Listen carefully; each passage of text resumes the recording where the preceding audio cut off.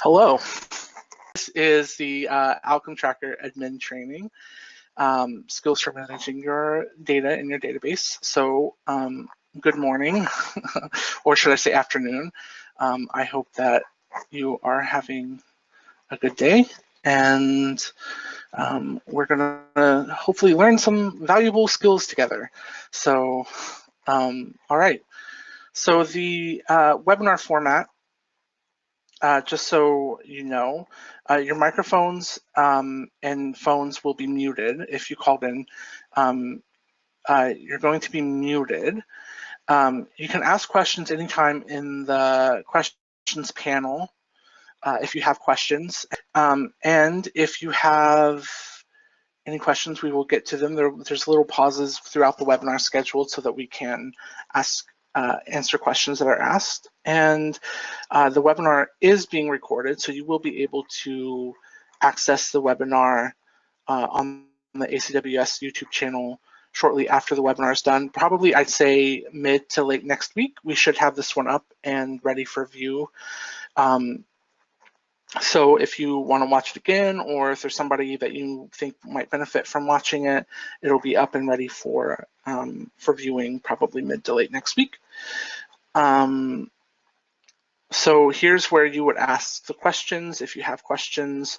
There is a handout. There's the admin manual, which has been recently updated. So if you want to check that out, it's in the handout section. You should be able to just download that. We're going to be going over much of what is in there today. So yeah, you can check that out. And there's going to be a survey after the webinar too, just so you know. How did you do? Did you learn anything useful? Things like that. So if you want to complete the survey after the webinar is done, we would greatly appreciate your feedback. And just so you know, this is a little disclaimer. We're probably dealing with slightly more advanced users of Outcome Tracker. So you probably know this, but just to be clear, there might be little things in your database that are slightly different from ours. Shelters personalize their databases here and there a little bit.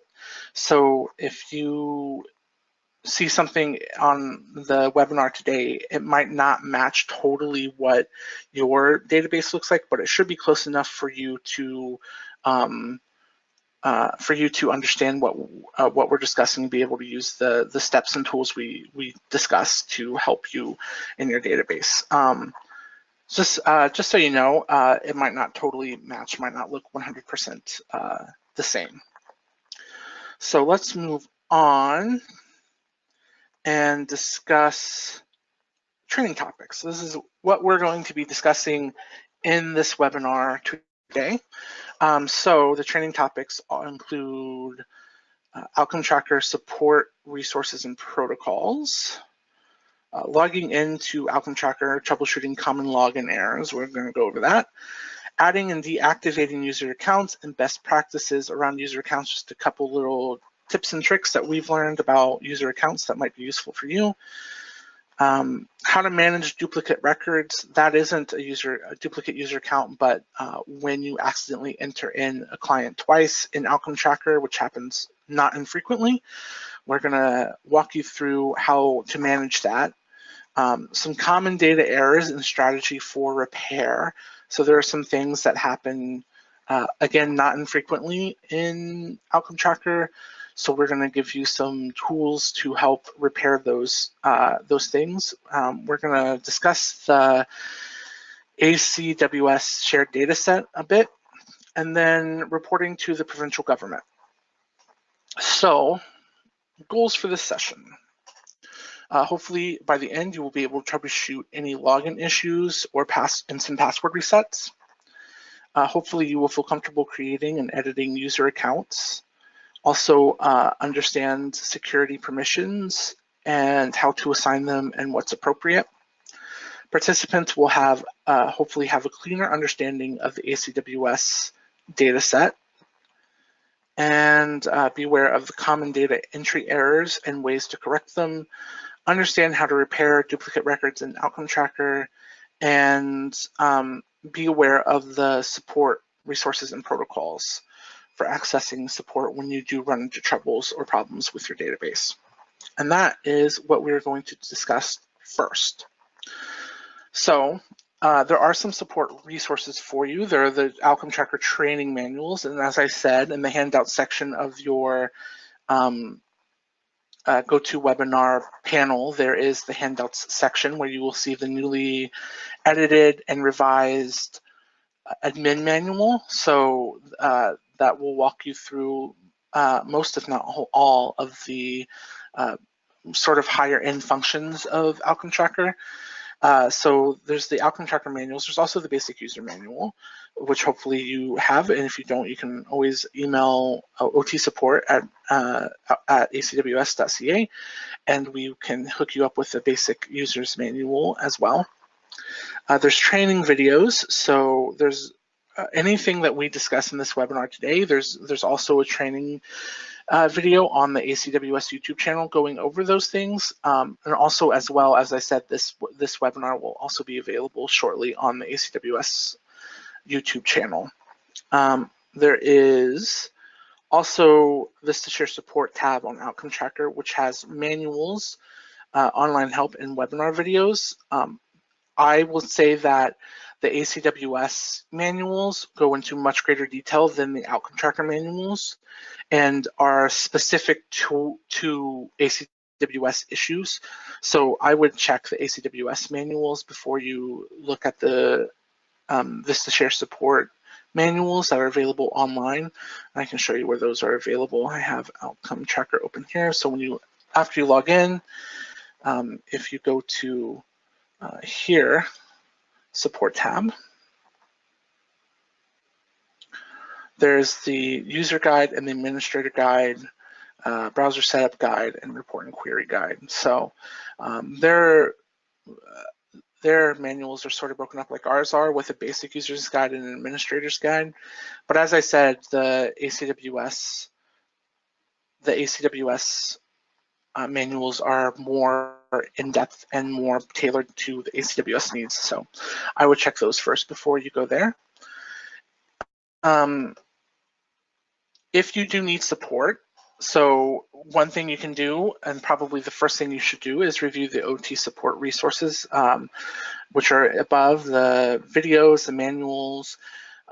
If those aren't useful for you and your particular issue, you can contact your shelter's OT administrator. Obviously, a lot of the people on the call today are the OT administrator.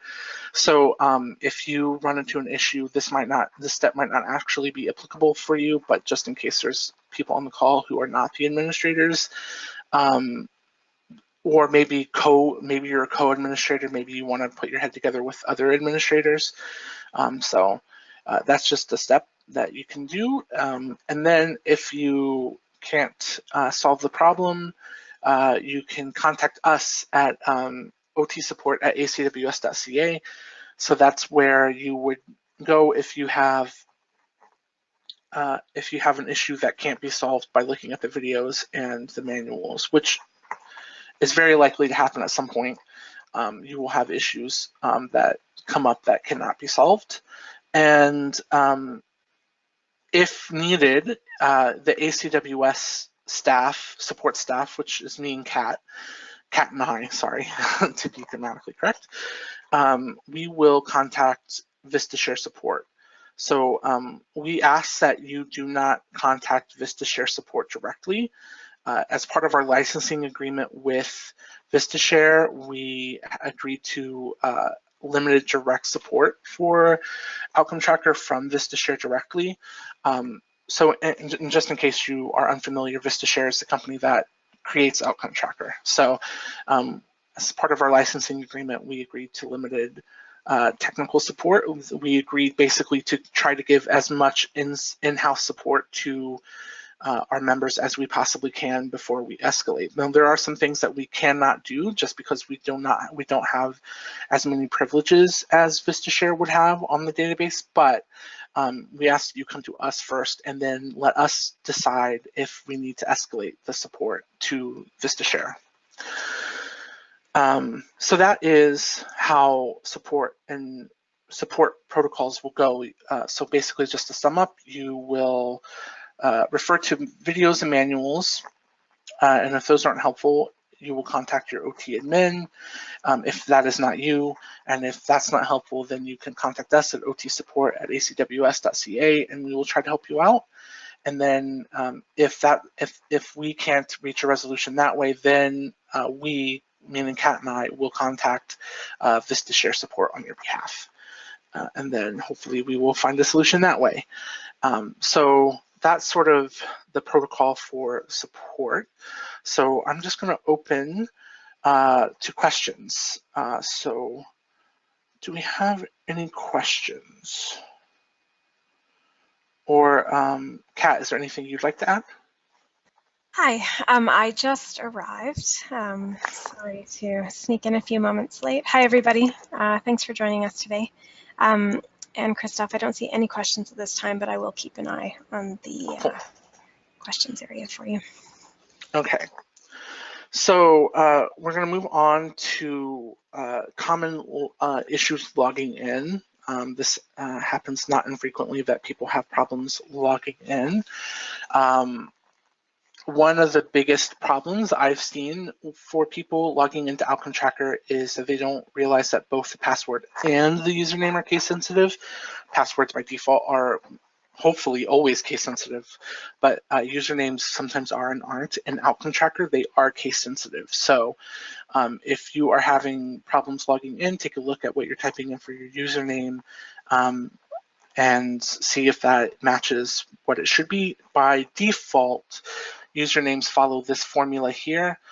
First name, last name, all lowercase. That is probably your username for Outcome Tracker. And so if you do first name with a capital letter, it's not going to log in because, or it's probably not going to log in because the default is first name with a lowercase letter. Now, of course, you can change your username to be capital first name, capital F first name, capital L last name if you want to, but by default, it follows this formula.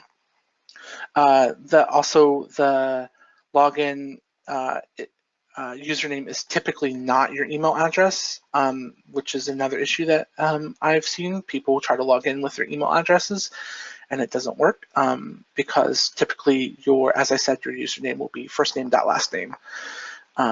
After a certain number of failed logins, you will have to reset your password.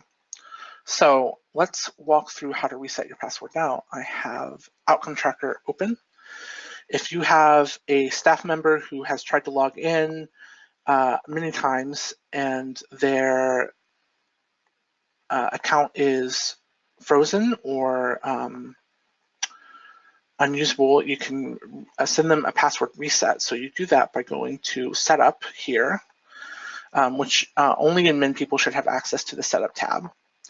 And then in the Setup tab, there is Manage User Accounts under Security Accounts and Permissions. Sorry. So we want that. And let's say this person is having problems and can't log in. So here is the SIM password reset. And so we just hit that. And that person will get an email asking them to reset their password. So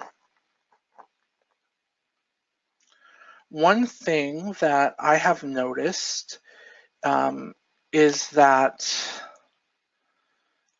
some email security protocols don't like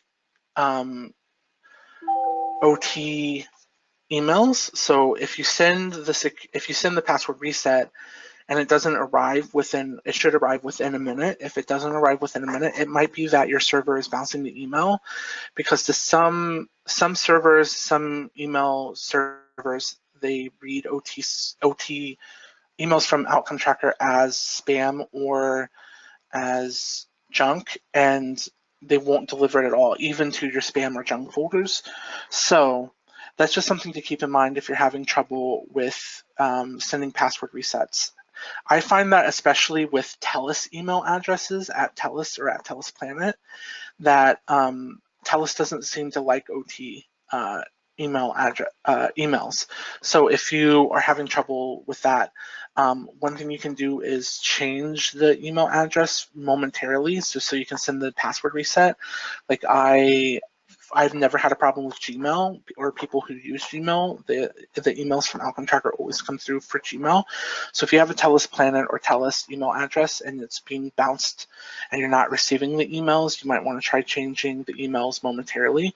So you can do that by just going to, so this is still in the user account, we can update security contacts and just change the email address right here.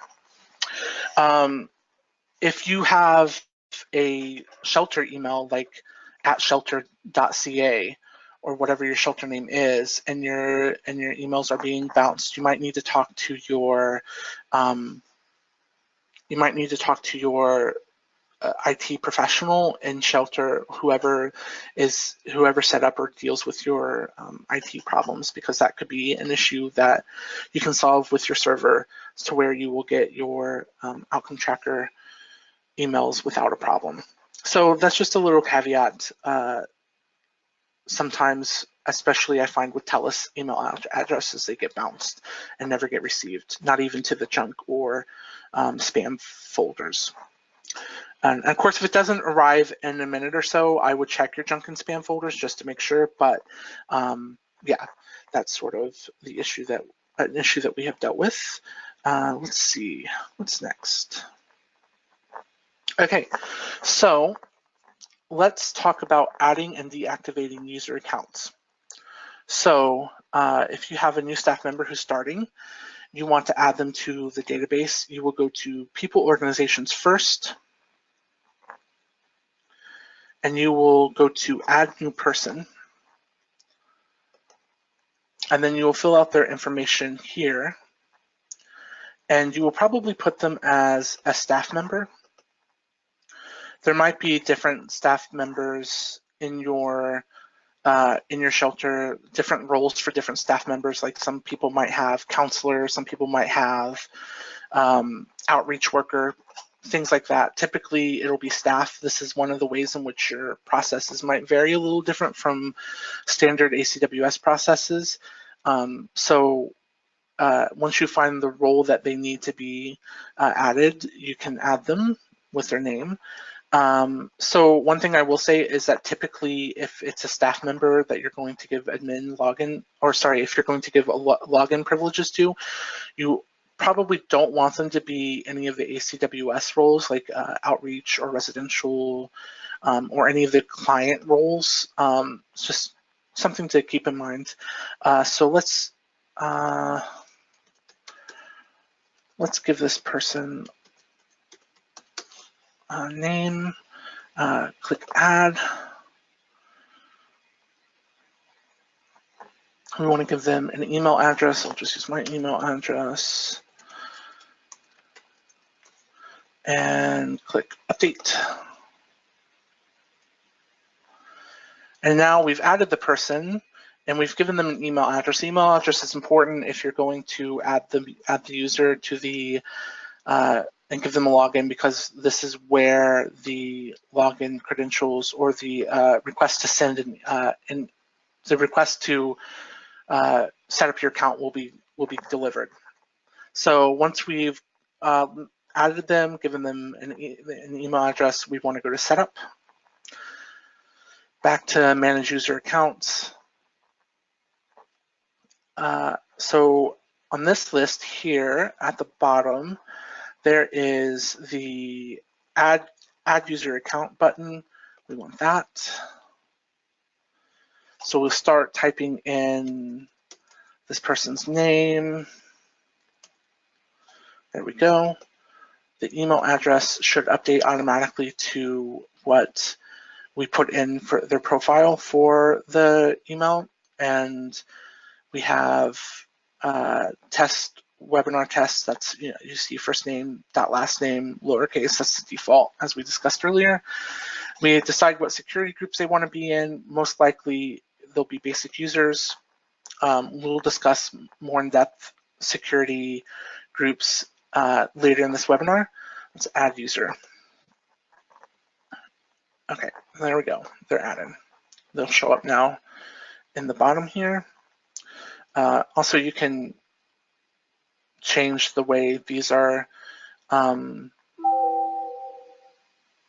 sorted.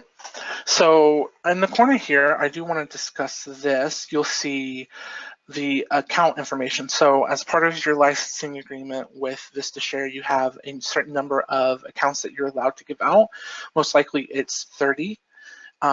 So you'll see here we have 11 active and 19 available, and 13 deactivated. So what this means is that we have 19 available people that we can give login credentials to our database. So let's say that you have 30 purchased and 30 active and 0 available. You have new staff members that need to get added. You know for a fact that there are many people in your database who have not logged in for a very long time. This is where sorting can come in handy. So if we go in one of the columns, we can sort by his last login. So if we just click on that, we'll see that there are some people who haven't logged in for years. And so obviously some of these are deactivated, but this person hasn't logged in for 2 years and they're still active, so probably we can deactivate their account. So let's go through how we do that. If we click on here, sorry, that is incorrect.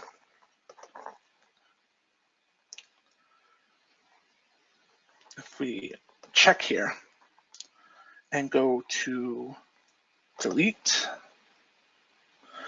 sorry, that is not correct here. We want to add a deactivation date. Sorry, here we go. This is what you want to do. So you'll see that there's an activation date here. If we put in a deactivation date, let's say we put it for the 1st of June, even though we know they haven't logged in for 2 years. If we put it for the 1st of June, click update. Did it update? Click update, there it goes. Then we can go back to setup, manage user accounts, and we'll see now there's 20 available where there was 19.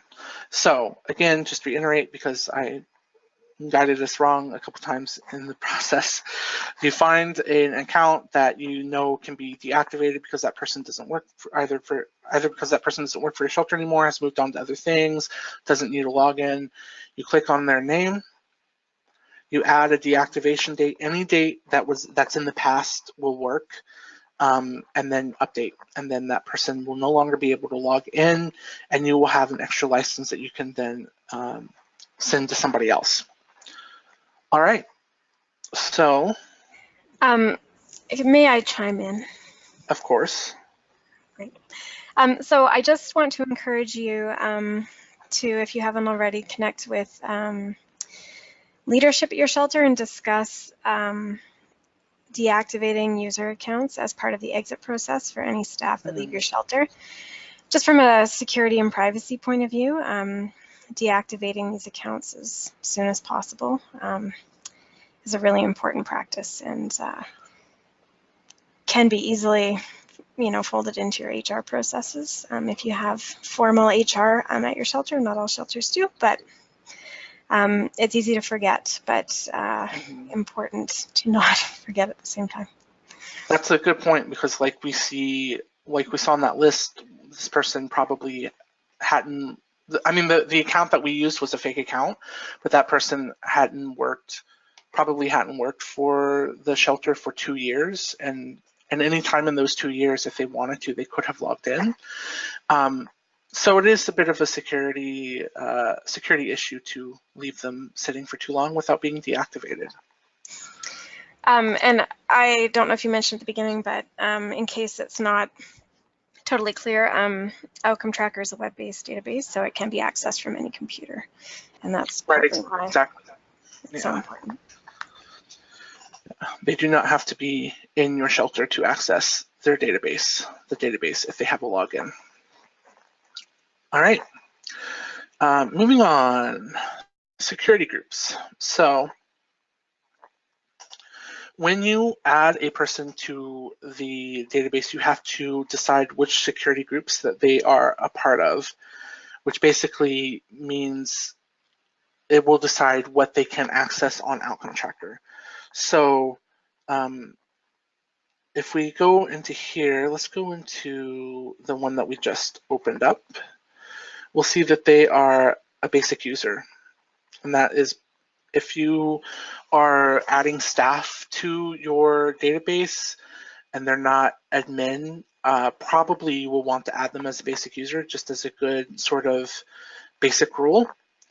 And then they won't have access to the admin or the setup tab. They'll have access to, if you can change the basic user's privileges, but if your shelter has not changed what the basic user's privileges are and has left them as default, which probably they have, they will only have access to people, organization, activities and reports and support.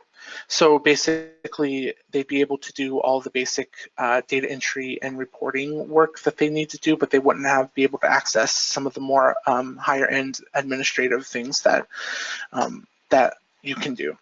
So that's sort of advice is that if you are adding a staff member, you will probably want to add them as a basic user. Of course, you might not want to. There might be particular programs that you don't want a staff member to have access to, that they might have access to if you add them as a basic user. You might want to create a security group where people can only access reports, for example, and not able to actually input data. You might want to have a security group where the counselors only have access to particular programs. So in those instances, you would want to create a new security group that has all the privileges that you would want and none that you don't. So in those instances, you would want to go back to the Setup tab, and then under Accounts and Permissions, Security Groups and Permissions. So this is sort of the playing ground of where you make the changes that are needed.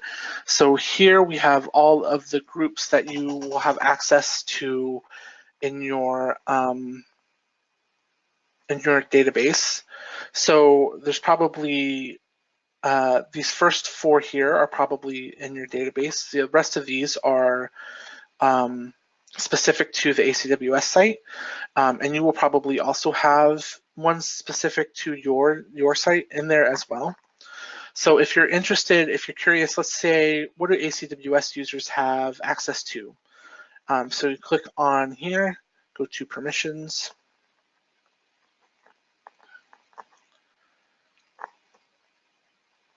It does take a second sometimes to pull it up, but here on the left, this left column here are the things that they can have access to. That is the things that you could give them access to if you wanted to, but on the right are the things that they already do have access to. So if we look over here, we see that the ACWS users role is very limited. They don't have access to, for instance, the Activities tab, the Data Exchange tab, Forums, My Vista, News, like any of these things that are in this column, they don't have access to. They only have access to the roles of potential client.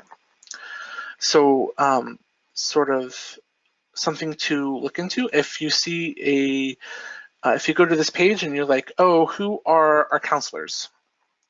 You can click on here and then go to the membership.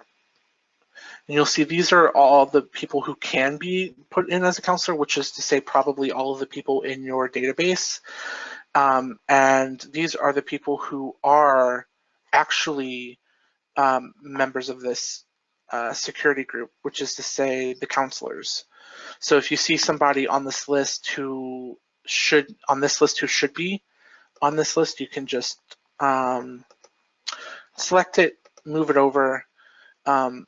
This interface is a little bit different than almost every other interface on VistaShare, where most interfaces, as soon as you make a change, should update or save. This one saves automatically. As soon as you make a change, it saves. And that's why the interface is a little bit sluggish compared to other interfaces, because every move you make, it's checking to see if a change needs to be saved. So you don't need to save anything after you make a change. It'll save automatically, which is different, as I said, from most other interfaces in Outcome Tracker. So let's look at what basic users have access to. So they have access to activities, people, organizations, reports, and support. So basically, and the forum in MyVista. MyVista is what you see when you first log in. So basically, they have access to the activities tab, so they can see the activities, the people organization, so that they can add people and search for people, and reports, so that they can pull reports. Within each of these, there's little sub things, like this allows them to enroll people. They can add names. They can, these are the roles that they have, the tabs that they have access to within the people organization, by which I mean, let me open up a record here. Let's say, so like residential discharge would be a tab that can show up on this list, as is danger assessment is a tab that can show up on this list of people organizations. They are not on this list right now. So let's say we wanted to give basic users access to, and this might be different in your database, but let's say we want to give basic users access to the danger assessment. We would just find the danger assessment tab and move it over. And now the basic users would have access to that tab. So also, if you want them to have access to particular roles, you would do that here. And I'd say mostly when you're working on managing your security permissions, you'll most likely use these two more than these two.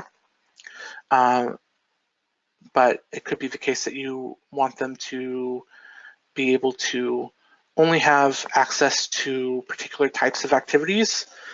Most likely this is not the case, but it may be. So activity types are the kind of activities I can show you. If we go to the activities tab, you'll see that there are some activities that are profile, some that are survey, some that are other, some that are standard to network. If you wanted a security group that only had access to profile profile activity types, you can do that. It's unlikely that you'll come across that need, but yeah. So those are just some of the settings that you can adjust. This is something that should be done with some caution. If you don't understand exactly what you're doing, you could accidentally give basic users access to the setup tab, which is probably not disastrous, but probably not something that you want to do. So if there's any questions that you have about this, you can always email otsupport@acws.ca. But like I said, if you stick to these two, names and tabs and function, it's pretty simple to set up a user account or a security group that that is specifically what you need. But again, if you need support. Yes? Yeah, and I just want to offer, in the past when I worked in a shelter and was designing security groups, I would create a test user account.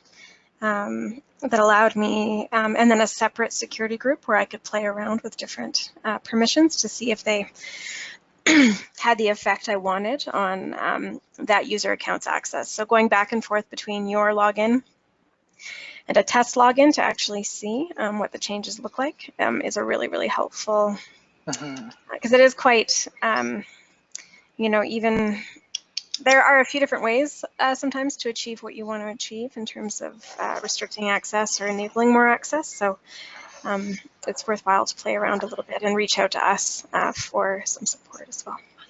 Which is a good point, and you'll notice in our database there are many test accounts, and that is in part what we have been doing is testing security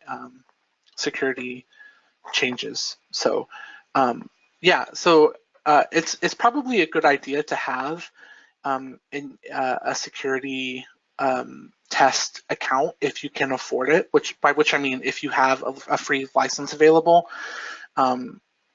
It's probably good to have a test account, which reminds me of another point when we were discussing adding users. A point that I meant to bring up is that something that we see often in shelters is a shared login between more than one user. For instance, there might be like a volunteers login or a front desk login that will be shared between many users. That is not the best practice for your database. If you can, which is to say, if you have enough available licenses, every person who uses your database should have their own login. It's just that when and if something goes wrong, it's much easier to tell where and who and why when we go to investigate those things, if everybody has their own login. And yeah, so it's just a little bit of a best practice for you when you are adding users to your database, that it's best practice for each person to have their own login if you can do that. The other thing is that your license comes with 30 licenses. Your VistaShare contract comes with 30 licenses probably, but you can purchase more. If you need more, you can purchase more. So just something to keep in mind, that best practice is to have every user have their own separate login. And let's move on. What's next? So are there any questions or comments about security groups or users, adding or deactivating users?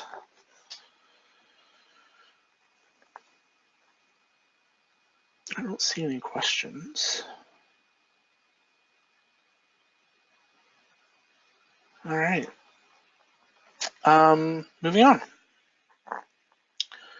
Duplicate records. So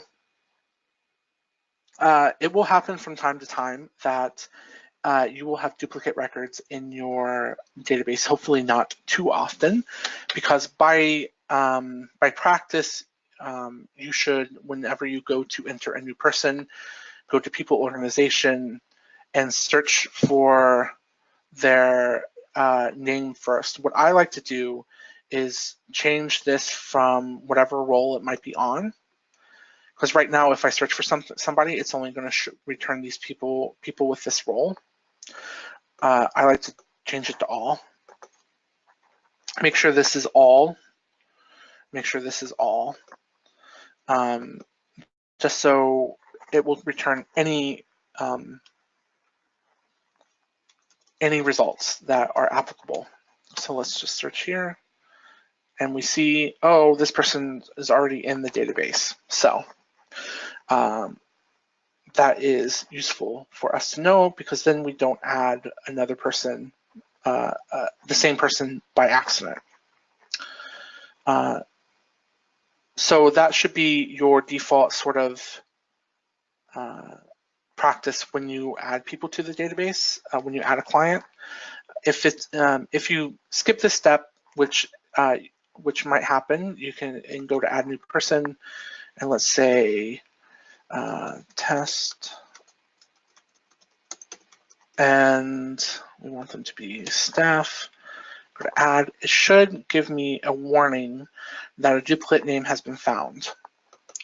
Sometimes people are very used to just clicking through these really quickly, so they'll just go, oh, add new, and continue. And what that does is create a duplicate record.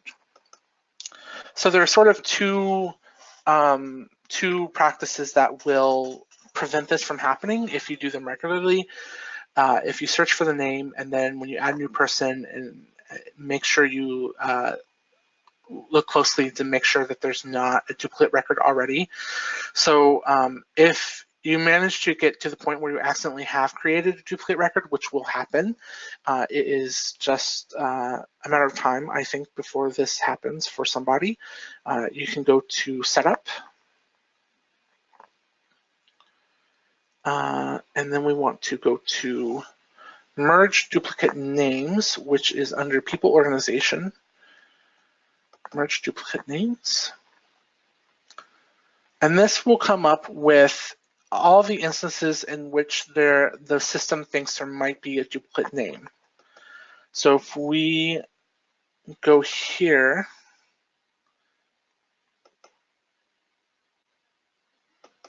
we will see that there are two.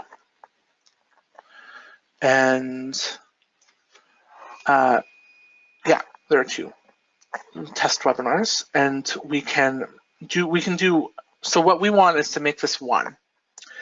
What that means is that we want to take these two records and kind of smoosh them together into one.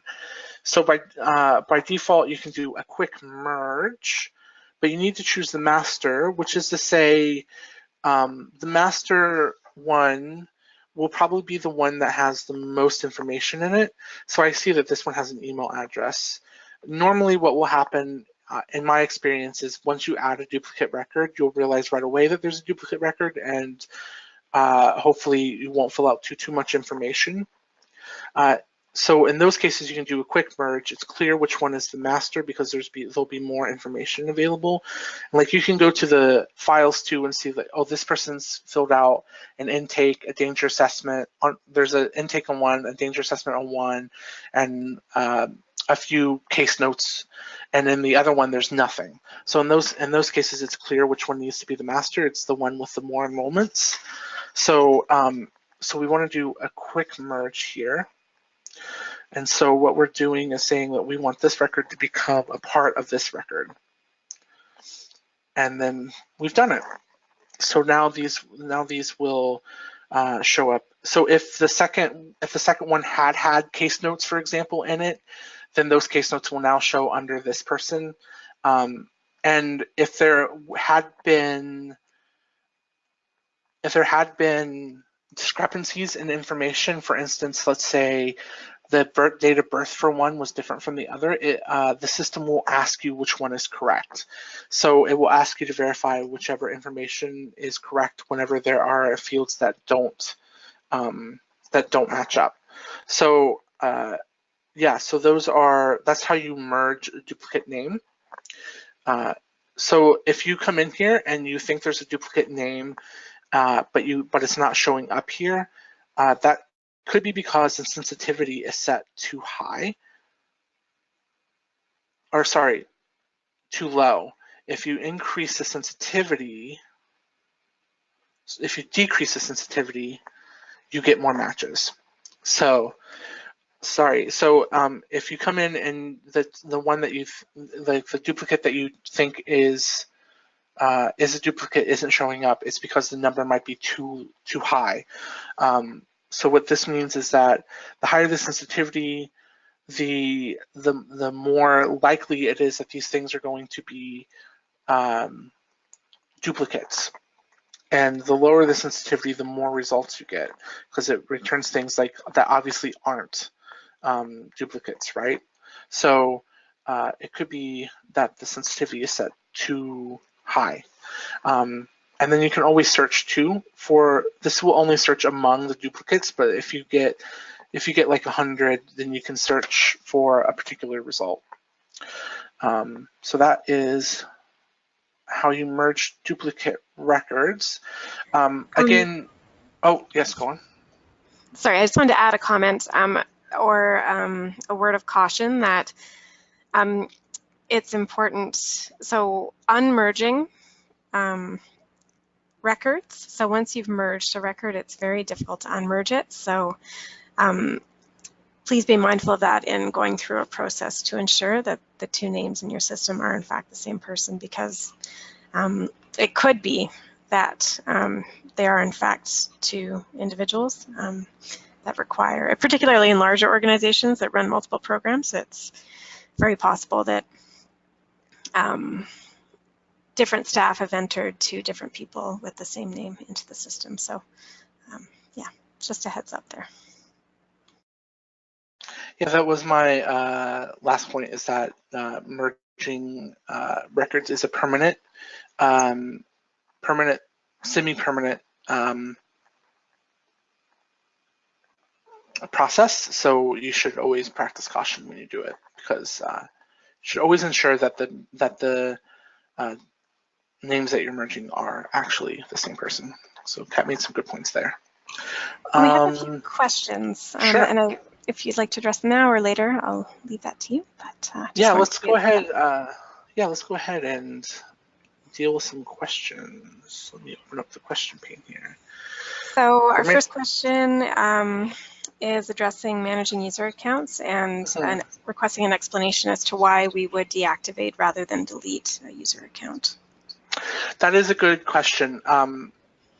It is sort of a philosophical thing for me. In my opinion, the purpose of a database is to store data, and deleting data should always be the last thing that you do. So when you go to set up manage user accounts, you have a list of every person. Ideally, you will have a list of every person who's ever had to log into your user account. So that way, it's just nice to have the record. So you will know if you delete them, they will not show up anymore on this list. Another thing is sometimes what happens is, somebody might leave from that leave, or somebody might go away and come back for some reason. In those instances, it's useful to not just delete the account, because then you can go in and reactivate it, and it'll be simpler than just giving them. Yeah. So like there's a couple reasons. One, deleting data in a database should always be like a sort of like a last step, and two, if they come back for some reason, then you can just reactivate them. Now, having said that, what that philosophy can lead you with is like tons and tons of user accounts that are kind of unwieldy to use and might be difficult to navigate through. In those instances, you might want to decide to delete some. It's sort of a personal choice that I think you can make, but well, I think it's an organizational choice, because there are some implications around record management that I might elaborate on as well. So our user accounts, although they don't meet the legal standard of an electronic signature, having a unique user account associated with a staff person is as close as we get to having an electronic signature of activities that have happened in terms of managing information for individuals. And if you ever have a file subpoenaed, having the ability to, so I guess I should share that Outcome Tracker has what's called an audit log feature, which means that as changes happen within the database, information about who's made those changes, when those changes have happened, gets logged somewhere and is available for review. And that would be lost if a user account was deleted. So if I need to clarify. Which is another example of why it's good for every unique individual using your database to have their own login, because if it's shared, among staff, then we can lose a bit of that to that individual data of when changes are made. Yeah, so those are a few examples of why you would deactivate an account as opposed to deleting it. Yeah. Are there any other questions? Yeah, so there's a question, and I think this is a great one to revisit as well, as I'd appreciate another lesson. It's been a long time since I've used the merge versus quick merge. So we have an option to merge or an option to quick merge, and I'm wondering if you can break down for. Yeah, so the quick merge, let's go to, oh, no, it's been set up. Let's, I was already there, haha. So let's go back. Let's merge one of these other ones, but let's do a regular merge. So almost all of the records in the ACWS shared, the ACWS database are like fake records. Like we've never seen somebody named Redbird, obviously. So I'm going to, let's say I want to merge these three, and let's just do a merge instead of a quick merge. So what this does is it gives us the option to select which fields we want to use for each of the main things. So for instance, let's say we want to use this birthday instead of that birthday, and this gender instead of that gender, and then merge. So if you're worried that there are distinct differences between the records, then we would want to use merge instead of quick merge. An example would be you may have someone with multiple records, and they may have the birth dates and whatnot from the original record that you want to keep, but you may want to include their updated contact information. So they may have a newer phone number or a newer address, and so you would select, you know, those contact fields from the newer record and maybe some of the unchanging fields from the original record. But we advise for that master file, and forgive me, Christoph, if you mentioned this and I just forgot, but we do recommend that you go with the oldest or the, what's the word I'm looking for, earliest system ID. So system IDs get assigned in sequential order, I guess. So, you know, every new client that's added to your database gets a bigger system ID than the previous client. So to reflect kind of how long somebody's actually been engaged with your shelter, I would recommend that you stick to that oldest system ID, and it just kind of gives you another point of reference for like the relationship you've had with that individual over time. Yeah, I did advise that when you are merging that you probably the master file you want is going to be the one with the most activities and most enrollments, and that's most likely going to be the oldest one. Yeah. Any other questions? Yes.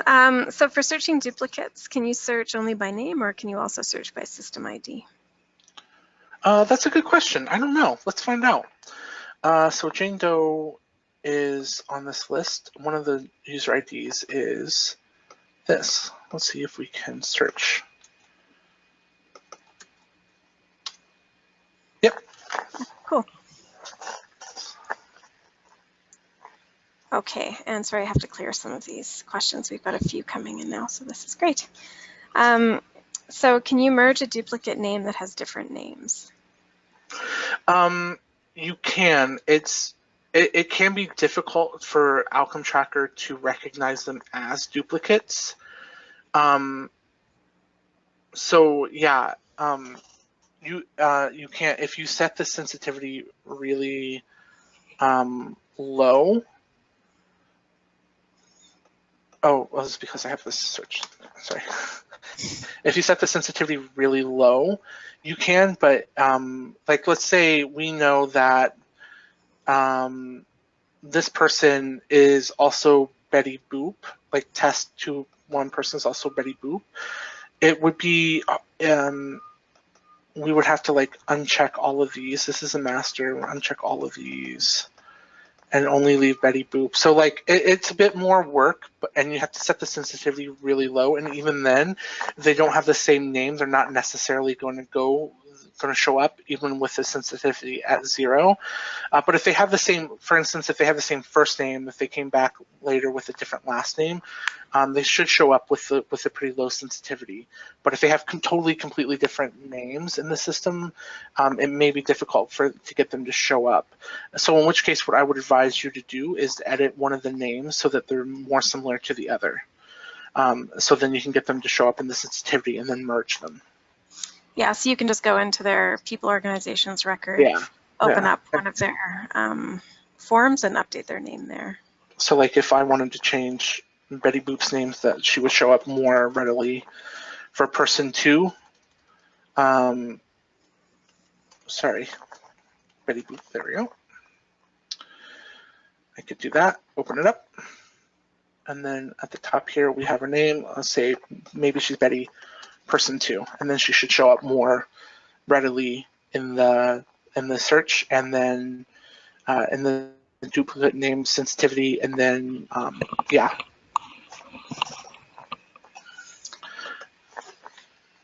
And so and this may open up a can of worms, but there are certain fields in Outcome Tracker on forms, like name fields, address fields, and contact fields, and certain demographic fields that we refer to them as system fields. And even though when you make a change in the record, it shows up on all the historical forms as the new entry that you've put in, you can query old information. So if somebody, if you do need to know somebody's former last name, you can access that information through a query, even though all their forms in their record will show you the most recent information that you've got for them. So yeah, that's another little aside.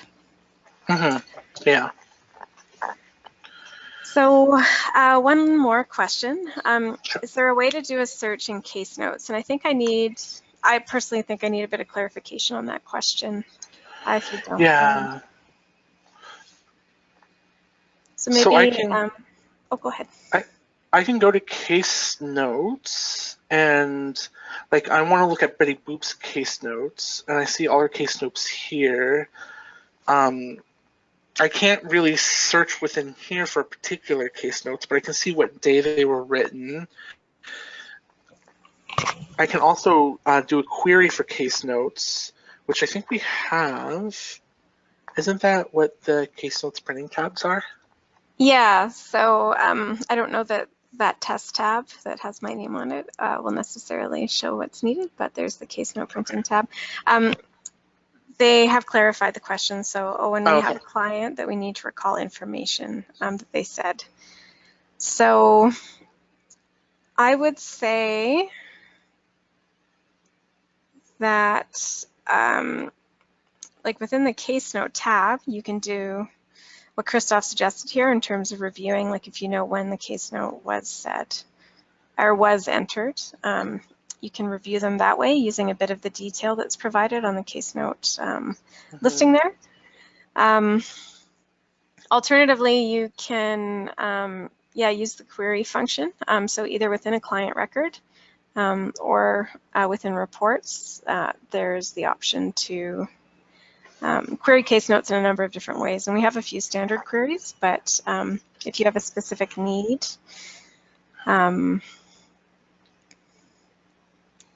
then we can certainly look at a query that could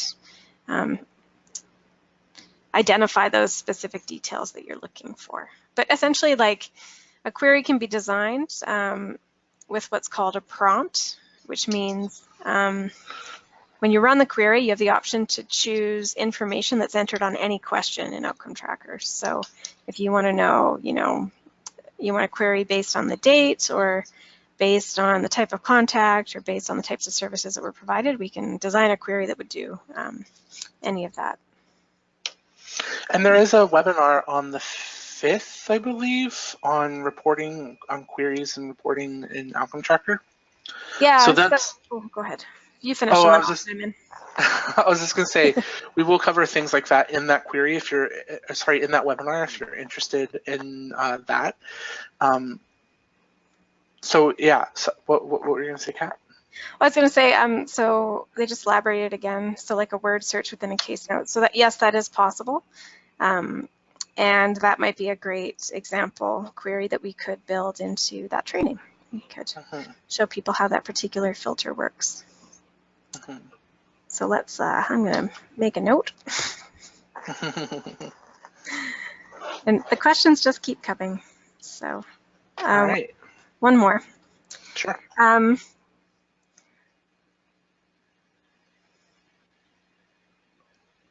Oh, yes. So this is a challenge. So when anonymous calls are received, so I'm assuming that we have many shelters. One of the practices we advise is that one anonymous record is managed for any caller who doesn't provide their name. And it just keeps things clean for you guys and helps manage duplicates. So all of your anonymous calls can be managed under one record, and then each form will have details about that specific call.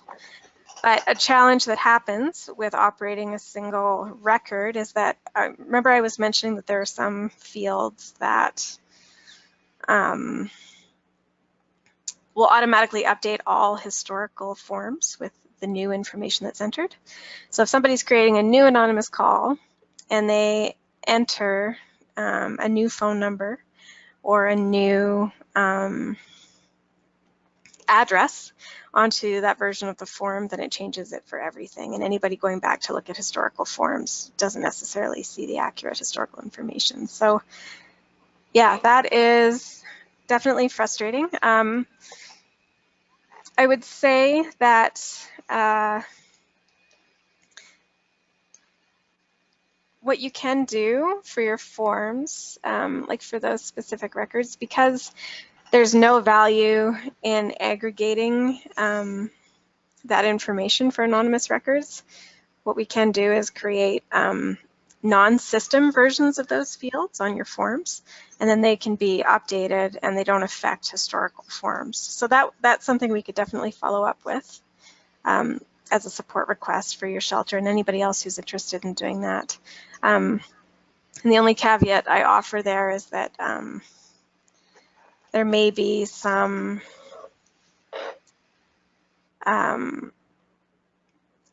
fields where that isn't as viable of an option, and none are coming to mind, but I guess feel the need to be cautious about saying, oh yeah, no problem. But we can certainly look at it case by case and support you guys with addressing that issue, because I agree, that's very frustrating. Does that answer or address that particular question?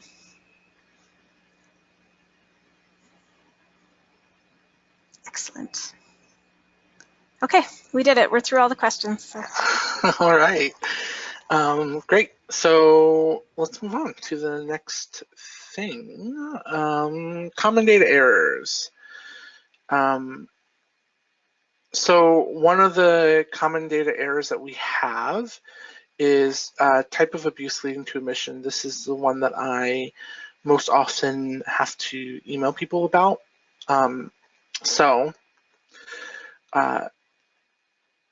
What happens is that there, this is on the intake form, so let me find it. Type of abuse. Oh, it's types of abuse. There we go. Types of abuse leading to admission. So what some people do is add an option for none, or they add different types of abuse. And in general, for ACWS fields, which this is an ACWS field, in general for ACWS fields, adding options to the lists is a no-no, because what happens is if you add an option to this list that's not on there, those options do not come through for us when we do our reporting. So if you added something on here that's not already on the list, will come through for us as a none. And this is a little bit more confusing, especially in this case, because one of the things that people add quite frequently, one of those shelters adds, is actually an option for none. So because there isn't one here. So if you add an option for none, it will come through our reporting as blank, which reflects in reporting as a none, which is to say there was no answer given. When actually there was an answer given, it was none, but because we don't have that on our list, it doesn't come through. I hope that makes sense. It's a little confusing, but it's just one of the more common data errors that we have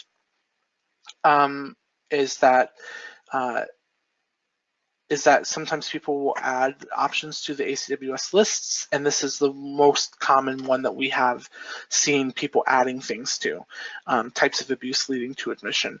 And in general, I will advise that if you think that there is something that needs to be added to a list in Outcome Tracker and you're not sure if it's an ACWS list or one of your shelter's personal lists, just shoot an email over to otsupport@acws.ca and we can look that up for you. There's also lists of the shared data sets that you can access that will let you know. But if you aren't sure, you can just shoot an email over. We can answer it real quick for you, whether or not it's an ACWS list or a personal list, and or like a shelter specific list. Also, if you think that there are things that should be on an ACWS list, we want to hear those things. Like if we definitely appreciate that feedback. So if you shoot an email over to otsupport@acws.ca, say, I think that types of abuse leading to admission should also have this type of abuse because it's something we see frequently. If you're seeing it frequently, probably other shelters are seeing it too. So it's nice to have that kind of feedback, and then we can take that to the data committee. The data committee will discuss it. The data committee is formed of people from other shelters in the ACWS, and the data committee can discuss it and then vote on it, and then we may edit the list as per your specifications. So if there's something that you think will be a great value add to a list, an ACWS list, please let us know, because that is something that we can discuss doing. So, any thoughts, Kat? Yeah, I just want to share a bit of the context because if some of you are new, you may not be familiar with ACWS's role in and your shelter's role in defining a lot of the questions that you see in Outcome Tracker. So what's part of the shared data set right now is what are really the Schedule D data elements. So those of you who report to the province, which is likely most of you, that Schedule D was developed collaboratively between Alberta Shelters, ACWS, and funders from the province of Alberta. So because we went through a collaborative process, in order to really honor that process, we have to engage everyone who helped come up with these definitions in the changes to those definitions, because it's very important that we're working from a shared understanding of what everything means and what it means to leave types of abuse blank versus adding new fields to try to reflect something for yourself. So I think where there are questions about definitions, please do connect with us, because we're really, we're acting in protecting these fields, we're acting in the interest of shelters' ability to have a collective voice about their services. And there's a lot of power for us as a network to maintain that collective voice. And even though it feels sometimes maybe tedious or challenging, that there is a bigger picture value in carrying on the way that we are with managing these questions. And Kat mentioned leaving the types of abuse experience leading to admission blank, which is what I would advise you if there was no abuse reported or you don't suspect that abuse actually occurred. I would leave it blank, as opposed to, well, you shouldn't add an option to this list anyway without consulting with ACWS first. But instead of adding none and then selecting that, just leave it blank. Well, what that does mean is that will come through as blank in the reporting, but if you have over 5% as part of the reporting process for annual and quarterly stats, we will message you and ask you to quote unquote fix it. But if you repair it, this may be a better word, but if you just email back with that context, like, hey, these are cases in which it wasn't really necessarily appropriate to fill in a type of abuse, then that's all you need to do. Is just tell us that, just give us that context around those cases. When and if you get emailed about those potential errors. All right. Are there any other questions? None at this point, no. Okay, let's move on. Roll dates. So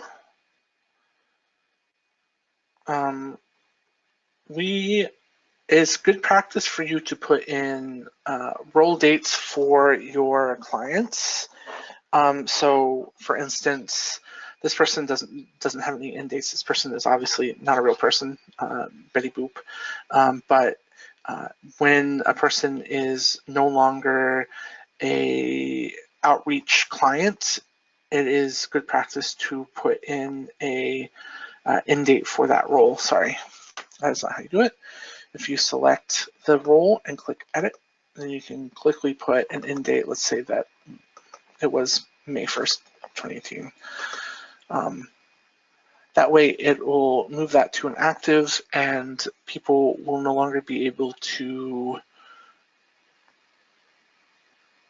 it'll move that to an active, and it will help data reporting, and it's not necessary for reporting, but it could be, it's useful for you to have those end dates in.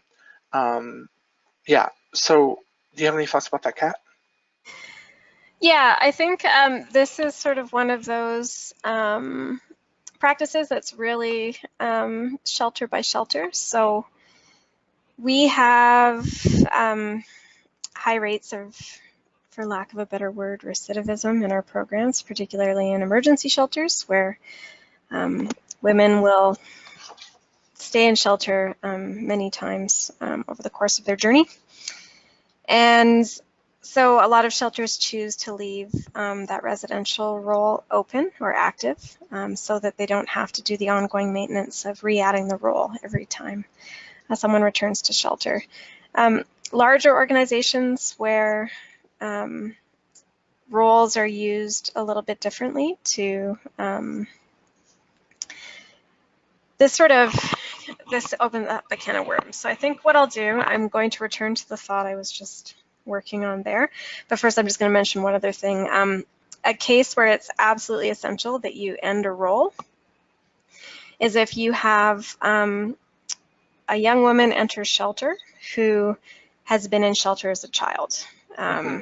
So if she, a few years ago, I was accompanied by a guardian or parent or caregiver and was in there as a child, if you don't close that role, when you run your reports, she'll be duplicated as both a woman and a child unless that end date is provided. So the benefit of using the role end date is in how you choose to use people organizations tab. Like some shelters like to go to people organizations and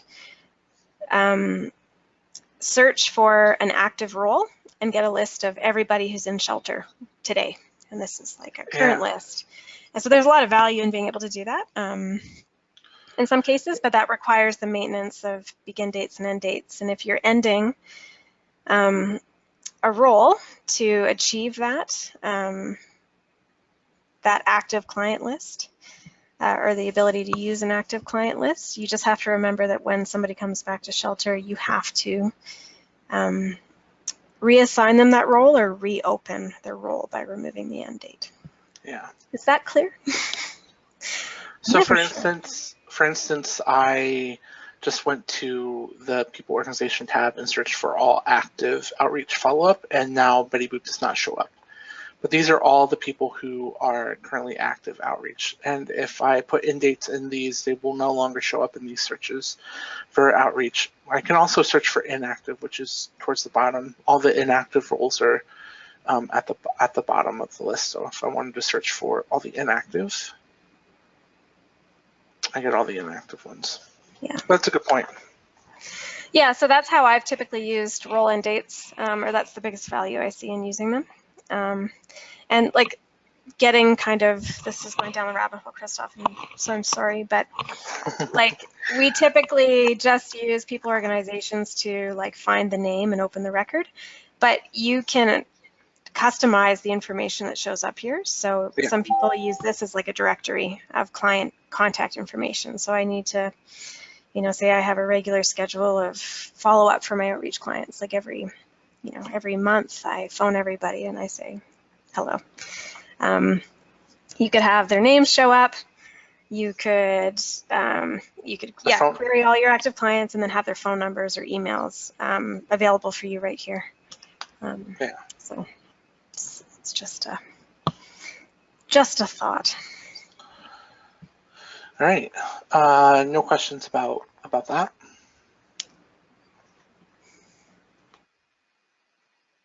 All right, let's move on. Dependent questions. So one of the common data errors we see is around dependent questions. And what I mean by dependent questions is questions that show up only if you answer previous questions in a particular way. So for instance, I think a good example that we see fairly regularly is Aboriginal. Sometimes what happens is maybe this person will accidentally put yes and then answer this question and then think, oh wait, no, this person isn't Aboriginal. And then, or like I'm thinking of a different person or something like that. They'll put no. So what happens when you change is that this question, what you filled in this question doesn't disappear. Like it disappears from the form, but the information that you put in doesn't go away. It's still there. And so if you save it, it's still there. So what will happen is if that happens frequently enough for your shelter, you'll get an email from us at the end of the quarter or at the end of the annual stats process saying we realize that there's a lot of people who answered no to Aboriginal that still have Aboriginal information in it. So in those instances, you'll want to come here, select yes, realize that these are filled out, and then just basically blank them out so that they don't show up, and then click no again, and then save. So it's just there are a few questions like that in the database where it's like you shouldn't be answering this question if you answer this question in a different way. So sometimes it happens that you answer accidentally, and then I think sometimes people see these fields disappearing from the form and assume that they've been like deleted, like the information has been deleted, but the information has not been deleted.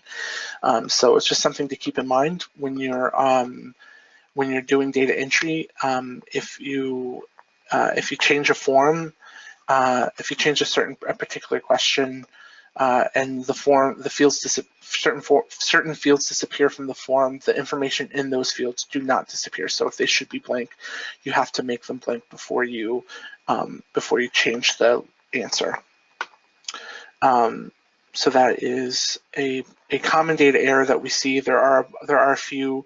A lot of them come from this Aboriginal question. A lot of the dependence questions come from how you answer this Aboriginal question. Because if you answer no, there's different questions that you have to answer. If you answer yes, there's different questions that you have to answer. Yeah, so that's sort of that. Another one we see often is that there's some that say other, like other. Please specify. There will be sometimes these will be hidden. In this case, it's not, but that's another one. Anyway, and details. Yeah. So so dependent questions. It looks like there's a question about dependent questions.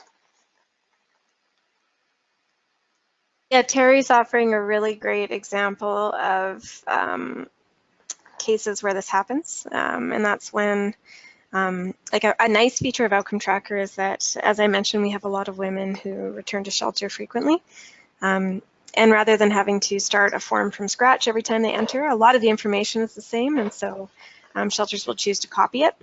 Yeah. But then typically their flow of work as they update the form is to move from top to bottom, which means sometimes this issue will happen because they're updating information chronologically, which totally makes sense. So. Mm-hmm. Yeah, so it's something to keep in mind when you're copying forms. Thanks for that. Thanks for that heads up, Terry. That's a good point. All right, moving on. Relationships. Okay, so one of the things that I encounter frequently, or I should say not infrequently, with delivering support to members of ACWS is kind of a little bit of a misunderstanding of the way relationships work in Outcome Tracker. So relationships are important in Outcome Tracker, especially primary family member and family member relationships in letting us know information around families in shelter. But one thing that I have come into contact with is that in Outcome Tracker, the way relationships work is you'll see there's a sort of one-to-one relationship here. So if a primary family member, if somebody is a primary family member of a person, that person is a family member of that person. If someone is an abuser of a person, that person is their victim, and that victim. Sorry, I'm getting a little tripped up on my words here, but I think you understand. But what happens is if I go to Bobby Bell's information, who is supposed to be the family member of Betty Boop, which is to say probably their son, and we click here. We change this. Sorry, we change this to primary family member. We'll see that Betty Boop is now considered a family member of Bobby Bell, whereas before they were a primary family member. So it's sort of like you can't have relationships that are the same. Like Bobby Bell is a brother of Bobby Bell is a brother of Timmy Bell, for example, because the nature of relationships is that in Outcome Tracker is that one has to be one and the other has to be the other, if that makes sense. I'm maybe not explaining it very well. Are there any questions about that? Yeah, so I think what you're saying is that shelters sometimes, or staff in shelters sometimes attempt to build relationships between siblings using the family member role, but what they're doing is disrupting. This is actually like the relationship is primarily used in reporting to connect mom's information to her dependent's information, Right. and not necessarily information between kids within the same family. Yeah, and we can if we were interested in that data, which sometimes we are, we can pull that information based on the primary family member information that you already put into Outcome Tracker, because if Betty Boop is a primary family member of more than one person, we can assume that those people are also related. Anyway, so that is a problem that I encounter not infrequently. Common definitions that are confusing.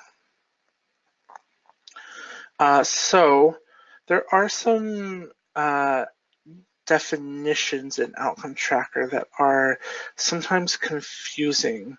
I can't think of any off the top of my head. Kat, can you think of any?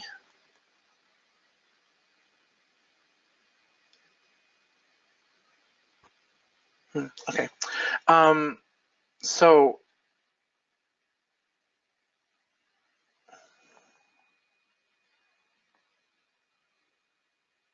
That's a good question. I meant to, anyway.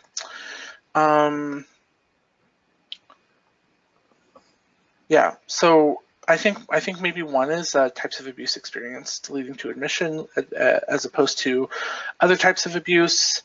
So yeah, so the types of abuse leading to admission is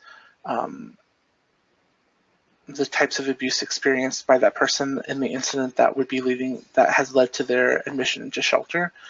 But there are examples of this in Outcome Tracker where what that you might be confused about or don't quite understand. In those cases, I would advise you to email otsupport@acws.ca if there are any fields which you are not terribly clear about the definition of. Yeah. The crowd has come to our rescue, which is great. Okay, good. So we have two that were raised. So there's one about Canadian citizen. And are you referring to the background questions? Or are you referring to a separate question that addresses citizenship? Because some shelters have their own citizenship questions. We rely primarily on the flow of background questions, which is like 5 or 6 questions that work together to give us the background information we need. So maybe we'll move on to the other example before. Sure.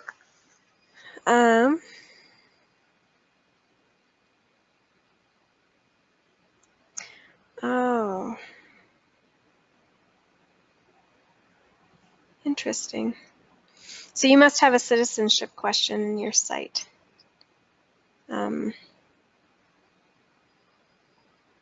Yeah, you might have a question that is not an ACWS standard question that your shelter has decided to add for more clarity around that, in which case we would need to discuss that.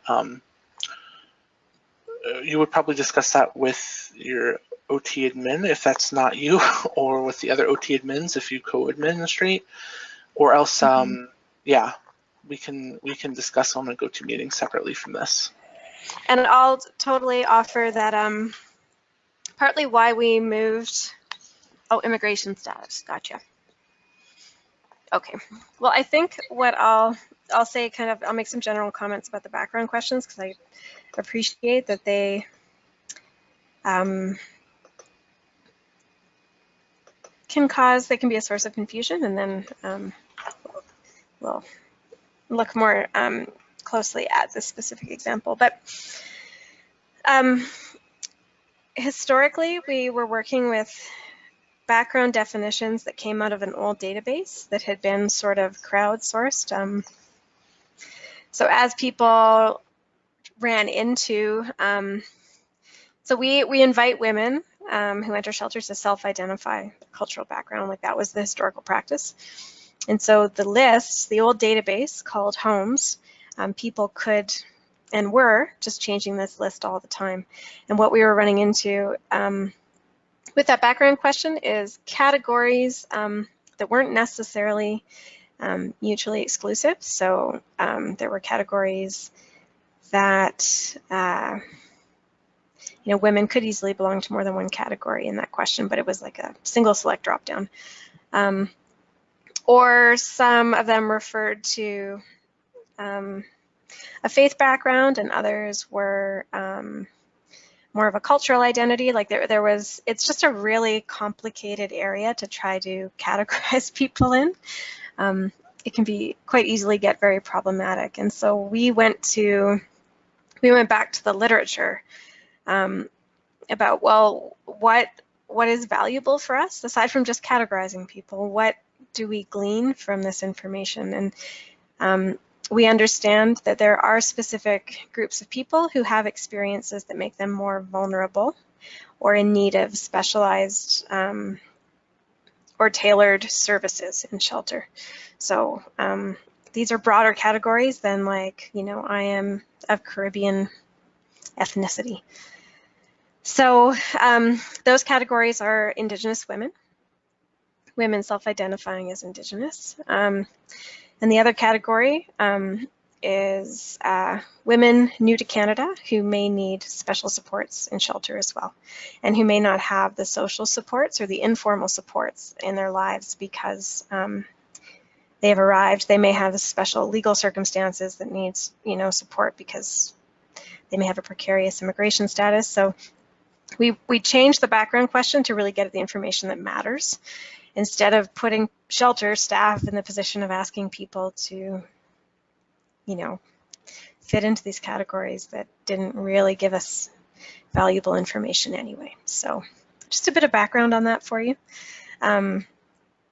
With the immigration status, so I think, again, like immigration status and then background, those are separate categories, and I could see people identifying as a Canadian citizen and then also identifying culturally as being Indigenous. And I think that's totally okay, unless in the immigration status question, there's a value that I don't know of that indicates a different status for Indigenous identified women. So, yeah. So I'll leave that there, and I'll just go back up to another question where there's definition concerns, and that's the number of children with a woman versus whether it's a family or a single woman question.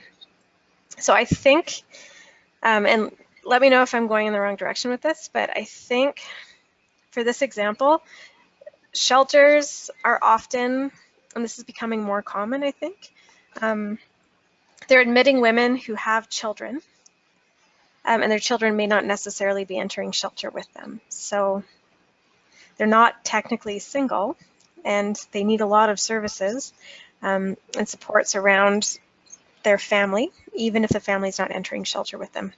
And so I think sometimes staff are indicating a woman is a woman with dependents. I think that's the phrasing of the question, even though she's actually entering shelter as a single client.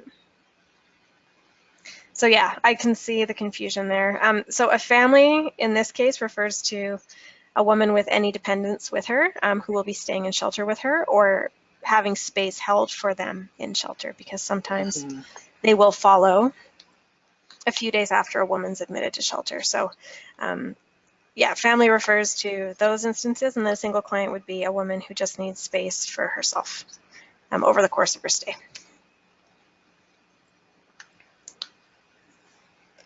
Hopefully that answers that question.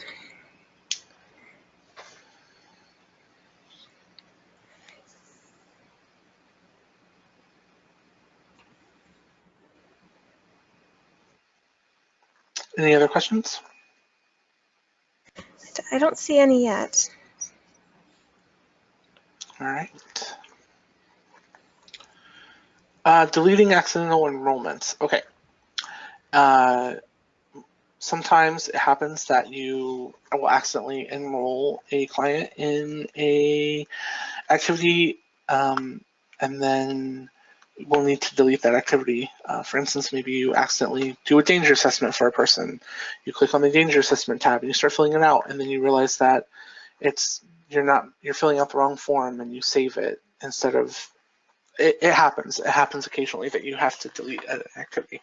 So what you want to do is go to people organization, find the person's file like you normally would. Let's say Betty Boop is somebody who has an accidental enrollment that we want to delete. In their file, there's the activity list tab. So we will go there. Let's say this person has a goal attainment that needs to be deleted. So what we would do is click on, or let's do a danger assessment like I said earlier. Click on danger assessment. You can tell hopefully which one you need by the begin date. So you'll see there's all sorts of begin dates here. So let's go to, say it's this one we want to delete. I already opened it. It'll open up in a new little tab here, and we would just want to go unenroll. And that it basically deletes the enrollment. You'll see here it even says, are you sure you want to delete this enrollment? Unenrolling and deleting is the same thing. Delete, and that will delete the enrollment for us. You can sort this by activity name. So if you know the name of the activity that is accidentally enrolled in, you can sort it by that. Sort it by begin date. So if you know the date of the accidental enrollment, you can sort by that. Provider, which is the staff. This isn't a question on every activity, but it is on many. So if you know the person who accidentally deleted, who accidentally enrolled them in an activity that was not meant to be, you can do that. These are whether or not any of the questions are actually answered. So if you want to delete every instance in which this person is in a activity where they didn't actually answer any of the questions in the activity, you can do that. This person's in a lot of them, only because this is sort of a fake account. So hopefully if you access a person's account, you won't have as many blank ones as this one. But yeah, so sort of like the activity list is where you would go if there's something that you accidentally enrolled a person in. One of the most common times a person is accidentally enrolled in an activity, or there's an activity that you need to delete, is when you go to the discharge. So what happens sometimes is people go to the discharge, and what you're meant to do is, if you want to discharge, let's say we want to discharge this person from outreach, you would click on this one and then fill it out, fill out the discharge as normal. But what some people do is do a new residential discharge. And what that does is creates two enrollments for this person, an intake with all the intake filled out and a discharge with all the discharge filled out, but those two things aren't linked. So we won't be able to know when we wouldn't be able to know which discharge goes with which intake, if that makes sense. So this happens not infrequently. So when that happens, you would have to go to the activity list. I would sort by activity name. And then both of these are the admission intake form. So we would find which admission intake form. The begin date refers to the begin date refers to the admission date. So we would find the admission intake form that we would want to delete. We probably want to delete all of the discharge questions. So in this instance, there would be one of these with all the intake questions and none of the discharge questions, and one of these with all the discharge questions and none of the intake questions. We'd probably want to delete the ones with all of the discharge questions and none of the intake questions, simply because there's far less fields to fill out on the discharge, which you're going to have to fill out again. So we would click on this as normal, unenroll, as I showed you earlier. So that's something that happens not infrequently in the database. Because of the way the database is set up, you have to make sure that you're filling out the discharge appropriate to the intake. Otherwise, you'll be left with a discharge that does not actually link to an intake. Any questions around that?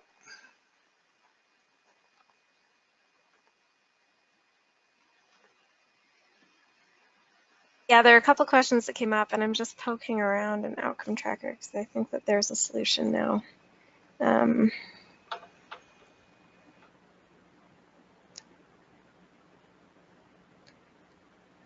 Okay, so two questions that are related.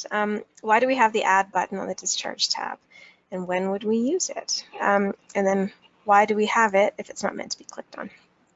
Those are very good questions. They're very good questions, and it really, we can hide it. We can actually make it disappear, and this is a new feature, fairly new feature in Outcome Tracker. That is, I think, Christoph, something we should look at maybe down the road, consulting with shelters to see if we should just remove the tab altogether. But if you go into activities, this is kind of a tangent of training, but we can certainly show shelters how to do this, and it's not a very consequential, like, it's easy to fix if anything goes sideways. So if you were to open up the admission intake form activity and go to the forms tab. So the way the database is designed is we have one universal activity that tracks. use all the same questions across many of our forums. So we just host it all in one activity, and then we can design as many data entry forms and tabs out of this activity as we need. So you'll see here that the residential intake and discharge for adults and children are all from the same activity, outreach, the same thing. Yeah. Yeah, so if you open up one of the discharge tabs and you go to, do you know this, Christoph? No, this is news to me. Oh, fun. Okay, yeah, go to form details. And you scroll down. I won't explain all of this stuff, but you can see which buttons to hide. And you'll see that at the top there, you have the option to hide the new enrollment button. So we could hide that on all of the discharge forms. And then now let's just make sure it works. So that was the residential adult discharge. So we'll go back and open up a record and see if that did the trick. Nice. Cool. Yeah, so we could do that. And I think it's just fairly new, and we haven't really, we've done so much training without that feature that I think we've carried on training as kind of accepting it's there, but we now are able to just take it away. So if you guys would like to do that, and you'd like any support from us to do that, please connect, or feel free to give it a shot yourself. And it's not a big deal if it goes wrong, because we can always just add it back. I do also want to point out that there are forms for which having the create a new copy is very useful. Case notes, danger assessment, any sort of activity where the client will likely be filling out or having it filled out on their behalf multiple times during their stay in shelter. So yeah, it's just really on the discharges that the only cases in which I can think of where it's an issue is on the discharges. I agree. I would only suggest it for discharge forms. Yeah.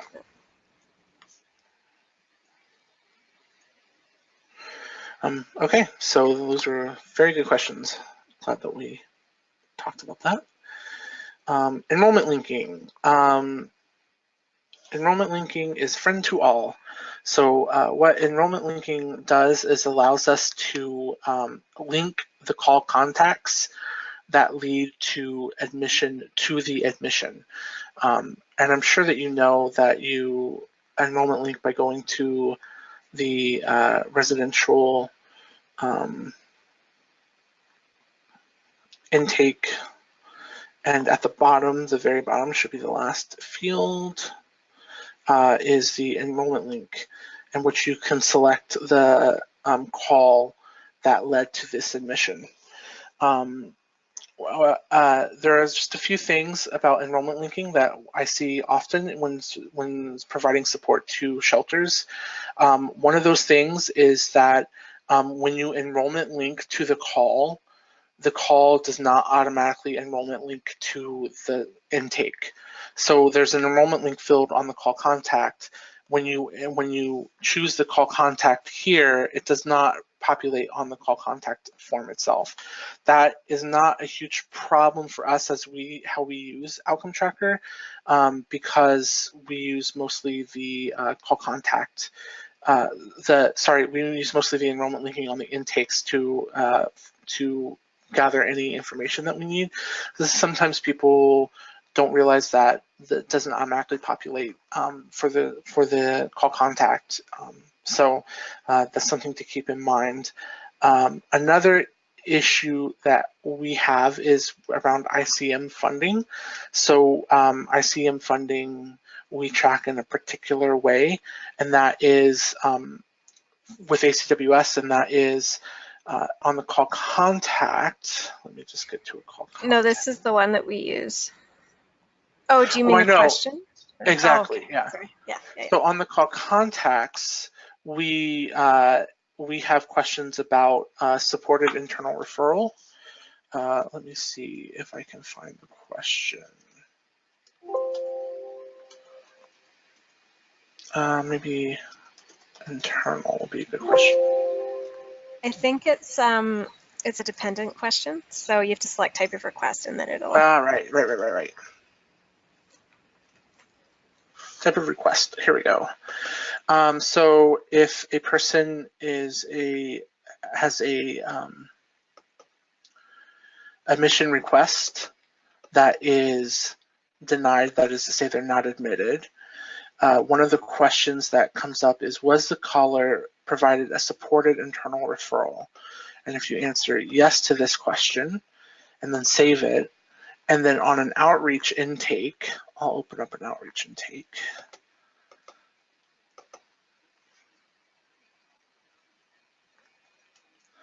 And at the outreach intake, if you link the call, that same call, that person will be counted as ICM clients. So it's a bit of a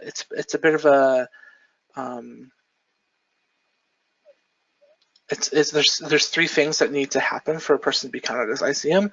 They have to have a not admitted admission request and also be supported, also be marked as having received a supported internal referral, and then be enrollment linked into on an outreach intake to this call. Yeah, and just so you know, that's sort of one one specific way, like one common thread, I guess, that we look at, but we're interested in seeing any supported referral that happens across programs, just so you know, like it's not exclusive to just requests for shelter space that get referred to outreach. And I'm sharing this just to kind of give you the heads up that one of the mandates of the data committee is to try to understand, we're calling it a transition study, and we will be down the road looking at sort of that full continuum from first point of contact to program admission or not, to get a sense of, you know, what can we learn about who might be suitable for certain services and who might not be, essentially, we realize that some people just need shelter, and the supported referral is very nice, but outreach services just may not be what they need. And so that's sort of the question that we're exploring down the road. And that is something we have learned in part by having this process in place in Outcome Tracker and realizing how many people are offered a supported internal referral to outreach but don't follow up on them. Yeah. Yeah. So a couple questions came up. So sure. One is it necessary to use the enrollment link on the call contact? What is it used for? So we don't currently have a use for that one. Shelters may find a use for linking call information to maybe other activities that are tracked for callers. So that one at this point has no network-defined use. That may change, but at this point in time, it's just sort of there. We've left it available on all the forms because we just see the value of having the ability to build in relationships across activities and across enrollments, particularly for reporting, and that will be something we'll touch on next week. An important, I think, reporting skill that we'd like to share with the people who are able to attend. Mm-hmm. Like for instance, a client can be in residential and outreach at the same time, and if you do a case note or a danger assessment for that person, you might want to use the enrollment link to make it clear, because those all enrollment link to the intake, so those you can use that to make it clear which, as a part of which program are they doing this this activity. Mm-hmm. Okay, and then, so how does it work if shelter clients go on to receive ICM services after their stay? Is there another way that we track that? So we're reviewing, and this is, I hope you don't mind I speak to this, Christoph, but this is sort of conversations that are happening with the data committee and with some of our collective work. When the contracts rolled out, so when the new funding rolled out, I think many shelters will agree that, and they may not because they may have used the funding differently, but there was a bit of frustration with a new category being created for a service that we recognized to ultimately be outreach, like ICM, like the way it's defined in the contract is essentially the same as outreach, but they just wanted to create a separate program. And from our point of view, from like, I guess, the philosophy of, okay, well, how do we want to define our model of service? Do we really want it to just flow from whatever funding is dictated to us in our contracts? And we decided at the committee level that no, we didn't want to do that.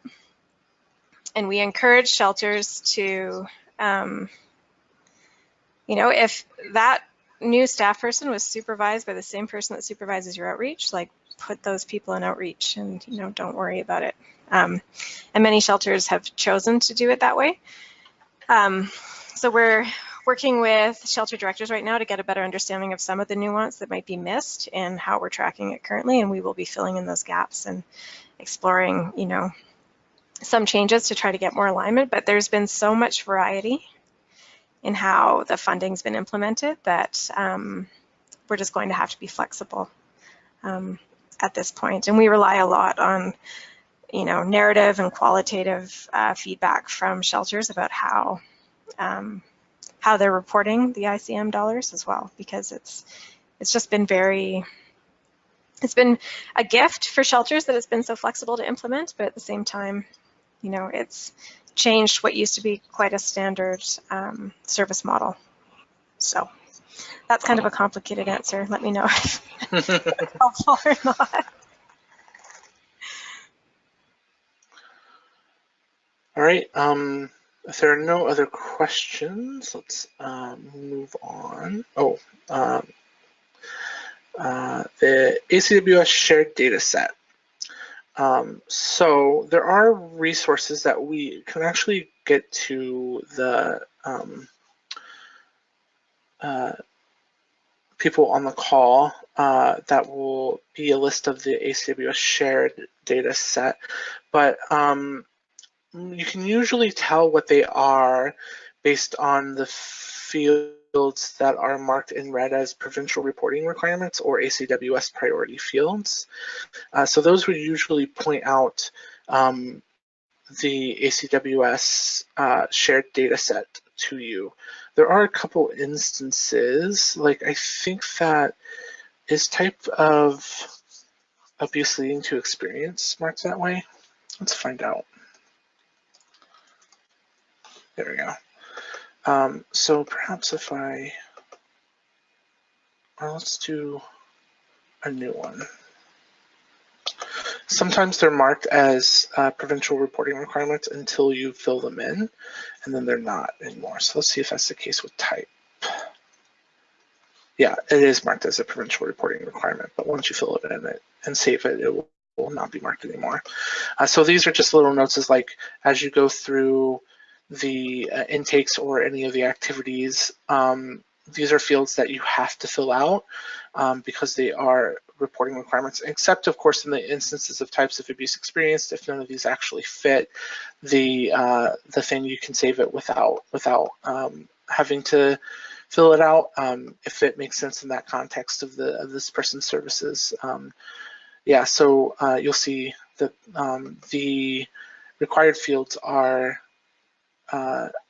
the required fields make up the shared data set, and and they are pretty clearly marked on the forms what they are. And the shared data set goes to inform statistics around quarterly and annually stats that ACWS uses, you know, to help further the agenda of women's shelters in the province. Yeah, do you have any thoughts around that, Kat? Yeah, well, I just want to distinguish, so there's, and you did somewhat, but I'm sensitive to, like, I want to clarify for everybody that we don't require, ACWS's role is not to require anything of you. So when it says provincial reporting requirement, that is referring to what is reported to the provincial funder, not to the provincial body that supports its members. So we have separate fields, and you'll notice they have a form action or an alert that says ACWS requested. Yeah. So we kindly request completion of those questions, but in our information sharing agreement, we don't require anything of you. So just so you know the difference between those two. I think it's an important distinction. The form action for ACWS fields is ACWS priority fields, and those are fields that are not necessarily required by the provincial government for your reporting requirements, but are fields that ACWS would like you to fill out because they would help us in data analysis. Mm-hmm. And I do want to point out as well, like if you're from a second stage shelter, there has been a lot of developmental work in the second stage shelter program design that's been happening. So those directors have been meeting for a period of 4 or 5 years now and have introduced a lot of definitions and priority fields for their purposes. And I think it's important to note that we don't at this point in time have form actions for those fields, but that's something I think is important we introduce to those sites as well, because it's not perhaps as clear as it could be at this point in time. So yeah. Yeah, so that's the ACWS shared data set. Are there any questions around that? I will add that we've redone the basic users manual. It was circulated to participants in a webinar a couple of weeks ago, and we will be circulating it to the membership in the next week as well. We're just playing around with some fun new tools we have at our disposal for sharing documents, and that's the reason for the delay. But that basic user manual will have, I believe, all the definitions that we've developed collectively available for you to reference, which I think is a nice thing to have. So in the next week, we will make a decision on how to disseminate that manual, as well as the new administrator's manual. Cool. All right, moving on. Oh yeah, another point is that we use the ACWS shared data set to inform reporting to the province, as you know, and also quarterly and annually stats that ACWS compiles.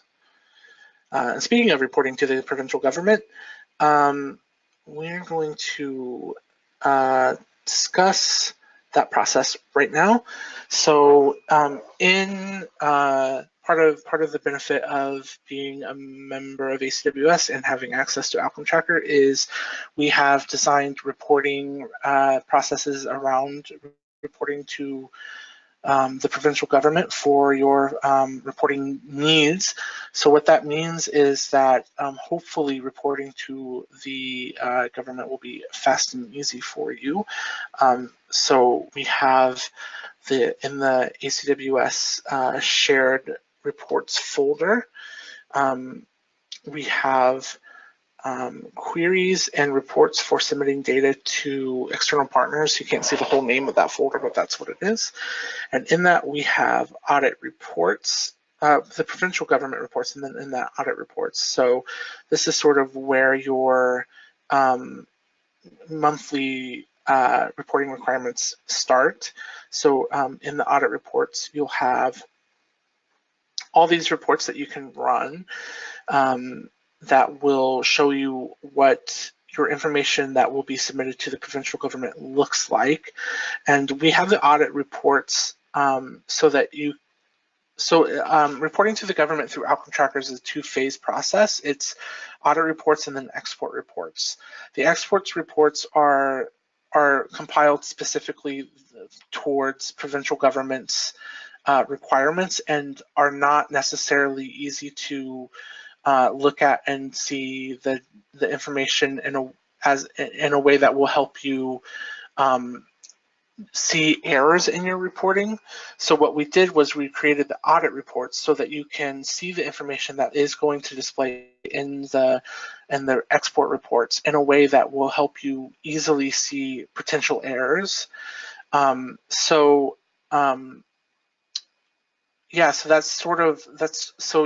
the idea is that step one is you'll run the audit reports, look at them, see potential errors, correct any potential errors, and then step two in the same folder is export reports. You'll find the export report that's applicable to your shelter, whether it's emergency or second stage, or whether you want to do outreach. Run that report, and in the report there's an option to export queries. I'm not going to run a report because it takes a long time to run on the shared data on the ACWS network because it's bulky.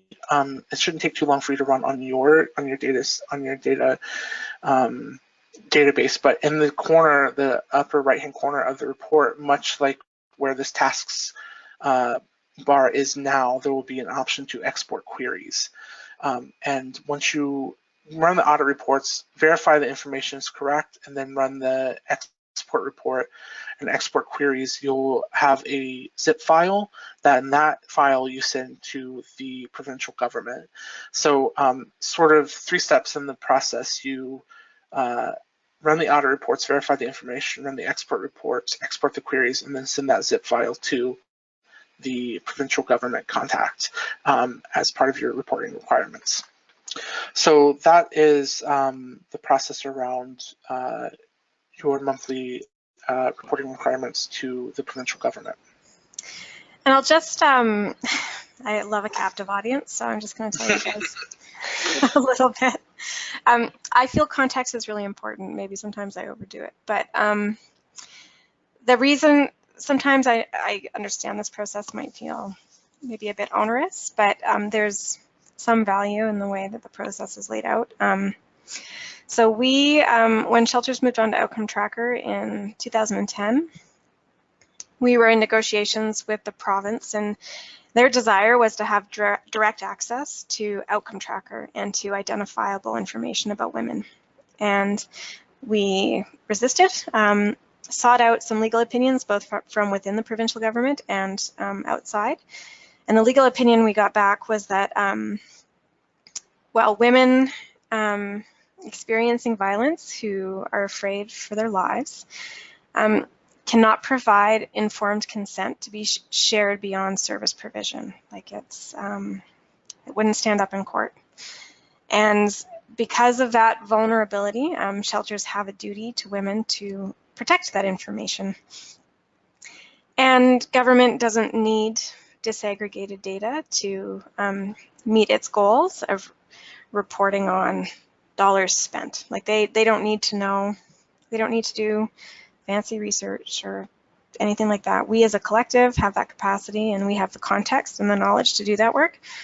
Government needs to understand the outputs and the outcomes of programs, but that doesn't require them to receive even de-identified disaggregated data, because you can string that information together and you can identify people, and it compromises our ability to deliver services in a trauma-informed way and to ultimately protect women's safety in all ways. So we interpret trauma-informed practice to kind of cover, everything, including our data collection practices. And if any of you have done the training with Katie and Dawn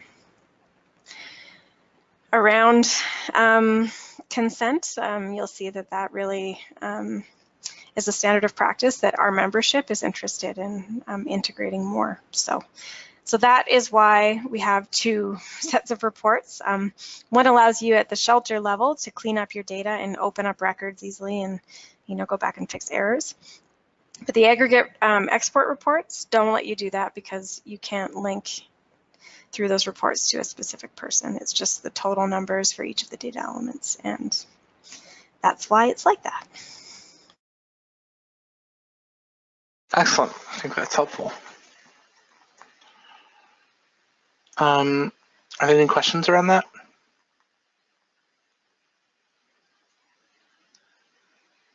No? All right. Quarterly annual stats. So quarterly stats is something we started doing technically last fiscal year, but so an annual stats is something we've been doing for a long time. I think as long as ACWS has been a thing. Cat would know better than I, but it's unimportant. What's important is the process now for quarterly and annual stats. So the process now is at the end of the time period in discussion, whether that's quarter or the annual, and the quarters and the annual stats are by the fiscal year, which is what ACWS runs by. So from April to 1st of April to end of March is our fiscal year. At the end of each period, we will run the quarterly and annual stats, which are in that same folder. So the ACWS shared network folders, and in the queries and reports for submitting data in the ACWS annual stats, you'll see all the previous ones and then going on.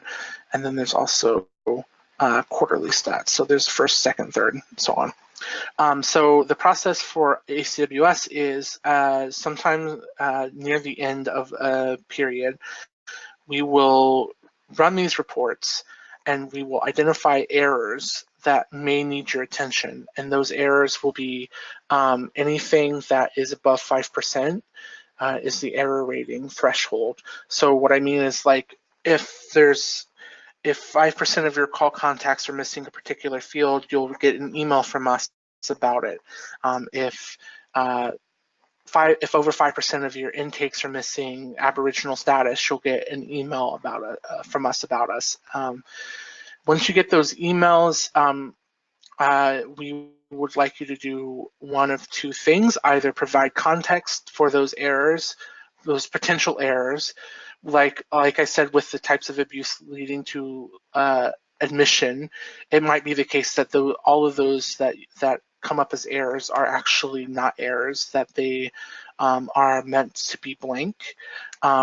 And if that's the case, then just shoot us an email, let us know. Otherwise, we will ask you to go in and correct the errors. And you can do that by using these same reports. So for instance, if you get an email about something in your third quarter stats for this year, you would have already gotten the email if you would have, but let's say that's the case, and it's about call contacts. You will use this crisis calls to run the report, look at the errors, go into the particular person's files, which you can access through the reports, and then correct any errors. And then once you do that, we'll use the correct, you will have a date. You'll have it in the email I send you with your error ratings. You'll have a particular date to make any corrections by. If you don't make the corrections by that data is not going to get used for compiled information. Any data that you have that is correct will still be used, but any data that you have that is not corrected will not get used.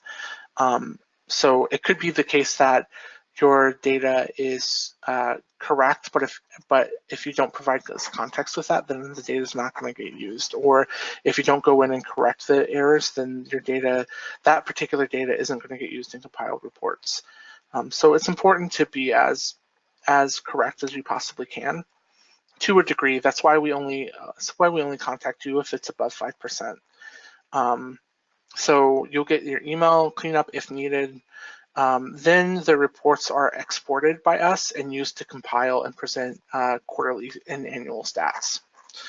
And also at the end of the quarterly and annual stats, you'll get a dashboard with significant or particular statistics relevant to your shelter in comparison to shelters of similar circumstances and ACWS in total. So like you'll get a dashboard that at the end of annual stats, you'll get a dashboard that will tell you like what's the average length of your call contact in comparison to the rest of ACWS, the rest of the emergency shelters in ACWS, and maybe the other shelters in a urban area, for instance, things like that.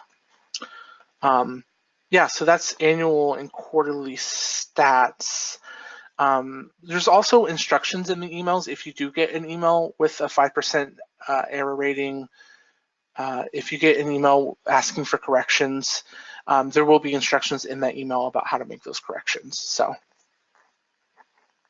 yeah, I just wanted to go over the process with you while I had you here.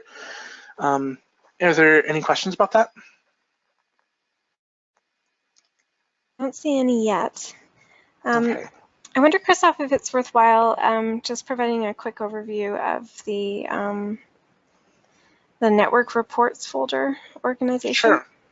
So if people are digging around and want to find a report.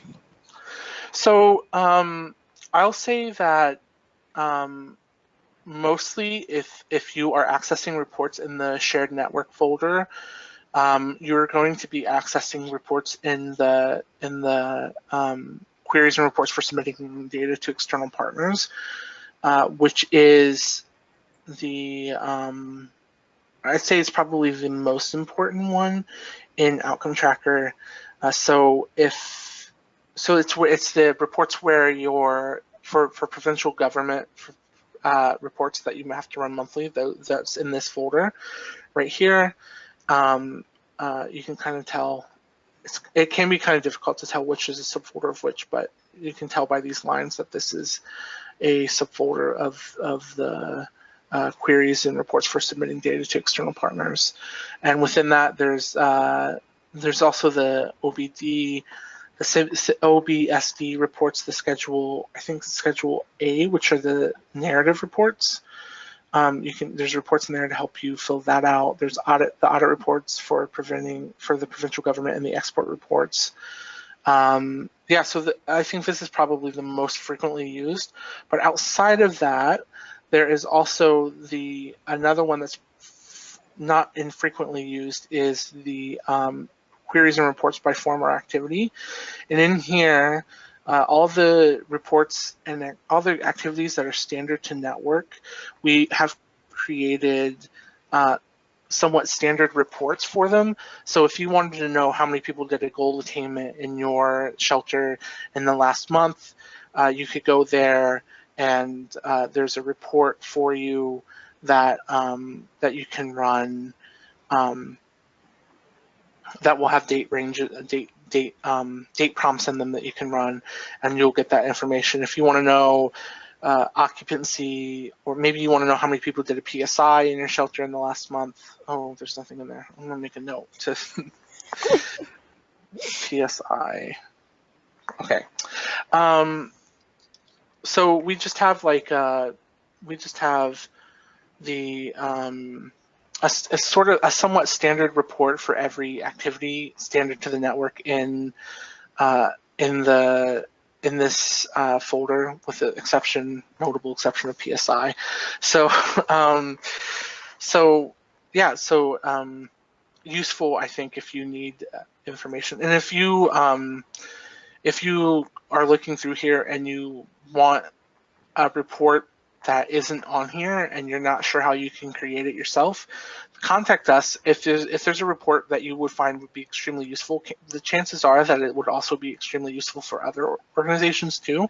So we'd be interested in knowing what that is and potentially creating that on the shared network folder, so that other people can access it too. Obviously, those people would not be able to access your information in the report. They'd be able to access their information in the report. So just to make that clear.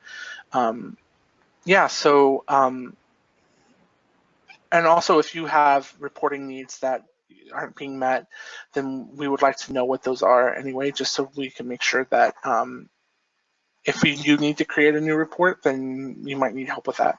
But anyway, and we both love designing reports, so. Yeah, yeah, it's fun to think about. Anyway, it's like a puzzle. But anyway, yeah, is that what you're thinking, Kat, of like an overview of the shared network folder? Yeah, well, I did hear from someone who was new to the network that they weren't familiar with kind of the like, we have hundreds of reports here, and some may be dated and may need to be updated. We updated them a couple of years ago, like 2 summers ago, but like building reports from scratch takes a lot of work, and not all shelters may be able to do that, but there might be something here that can just be tweaked to meet your needs. So I just wanted to make sure that everybody knew that we did have, a fair number of reports already designed that can be easily adapted in most cases to meet. Most of these have been generated out of network or member requests, so it's pretty reflective, I think, of what the reporting needs are within our network for the most part. So I think just like a quick recap, the two most important folders, in my opinion, in the shared network drives are the queries and reports by forum or activity, and the queries and reports for submitting data to external partners. Yeah, so, and within those, there's the hopefully all the reporting you should need, but if there is something, we can take a look at what those needs are and discuss. All right, let's see. Are there any questions about that? I don't see any. Okay. That is the last topic I have for discussion. So are there any questions in general about anything that we discussed this afternoon? Or didn't discuss. Or didn't discuss. Oh, good point. So maybe we'll just wait a minute for any questions that might come up to come up.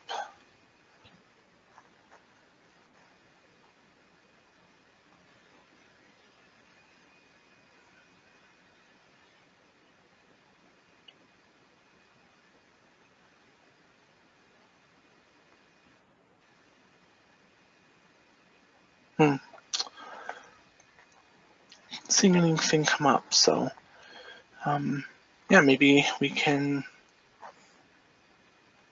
end it there a little bit early.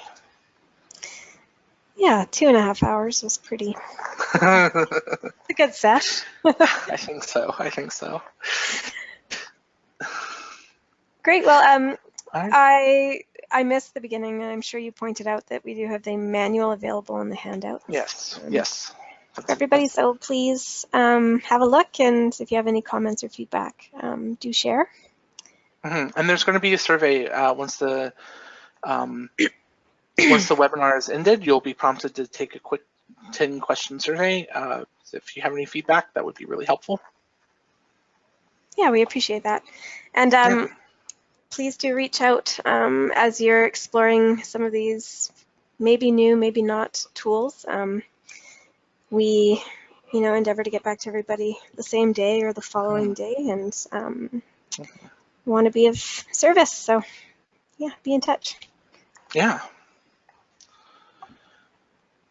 Excellent. All right. Well, bye, everybody. Thank you. Have a great afternoon. Yeah. Bye, everybody.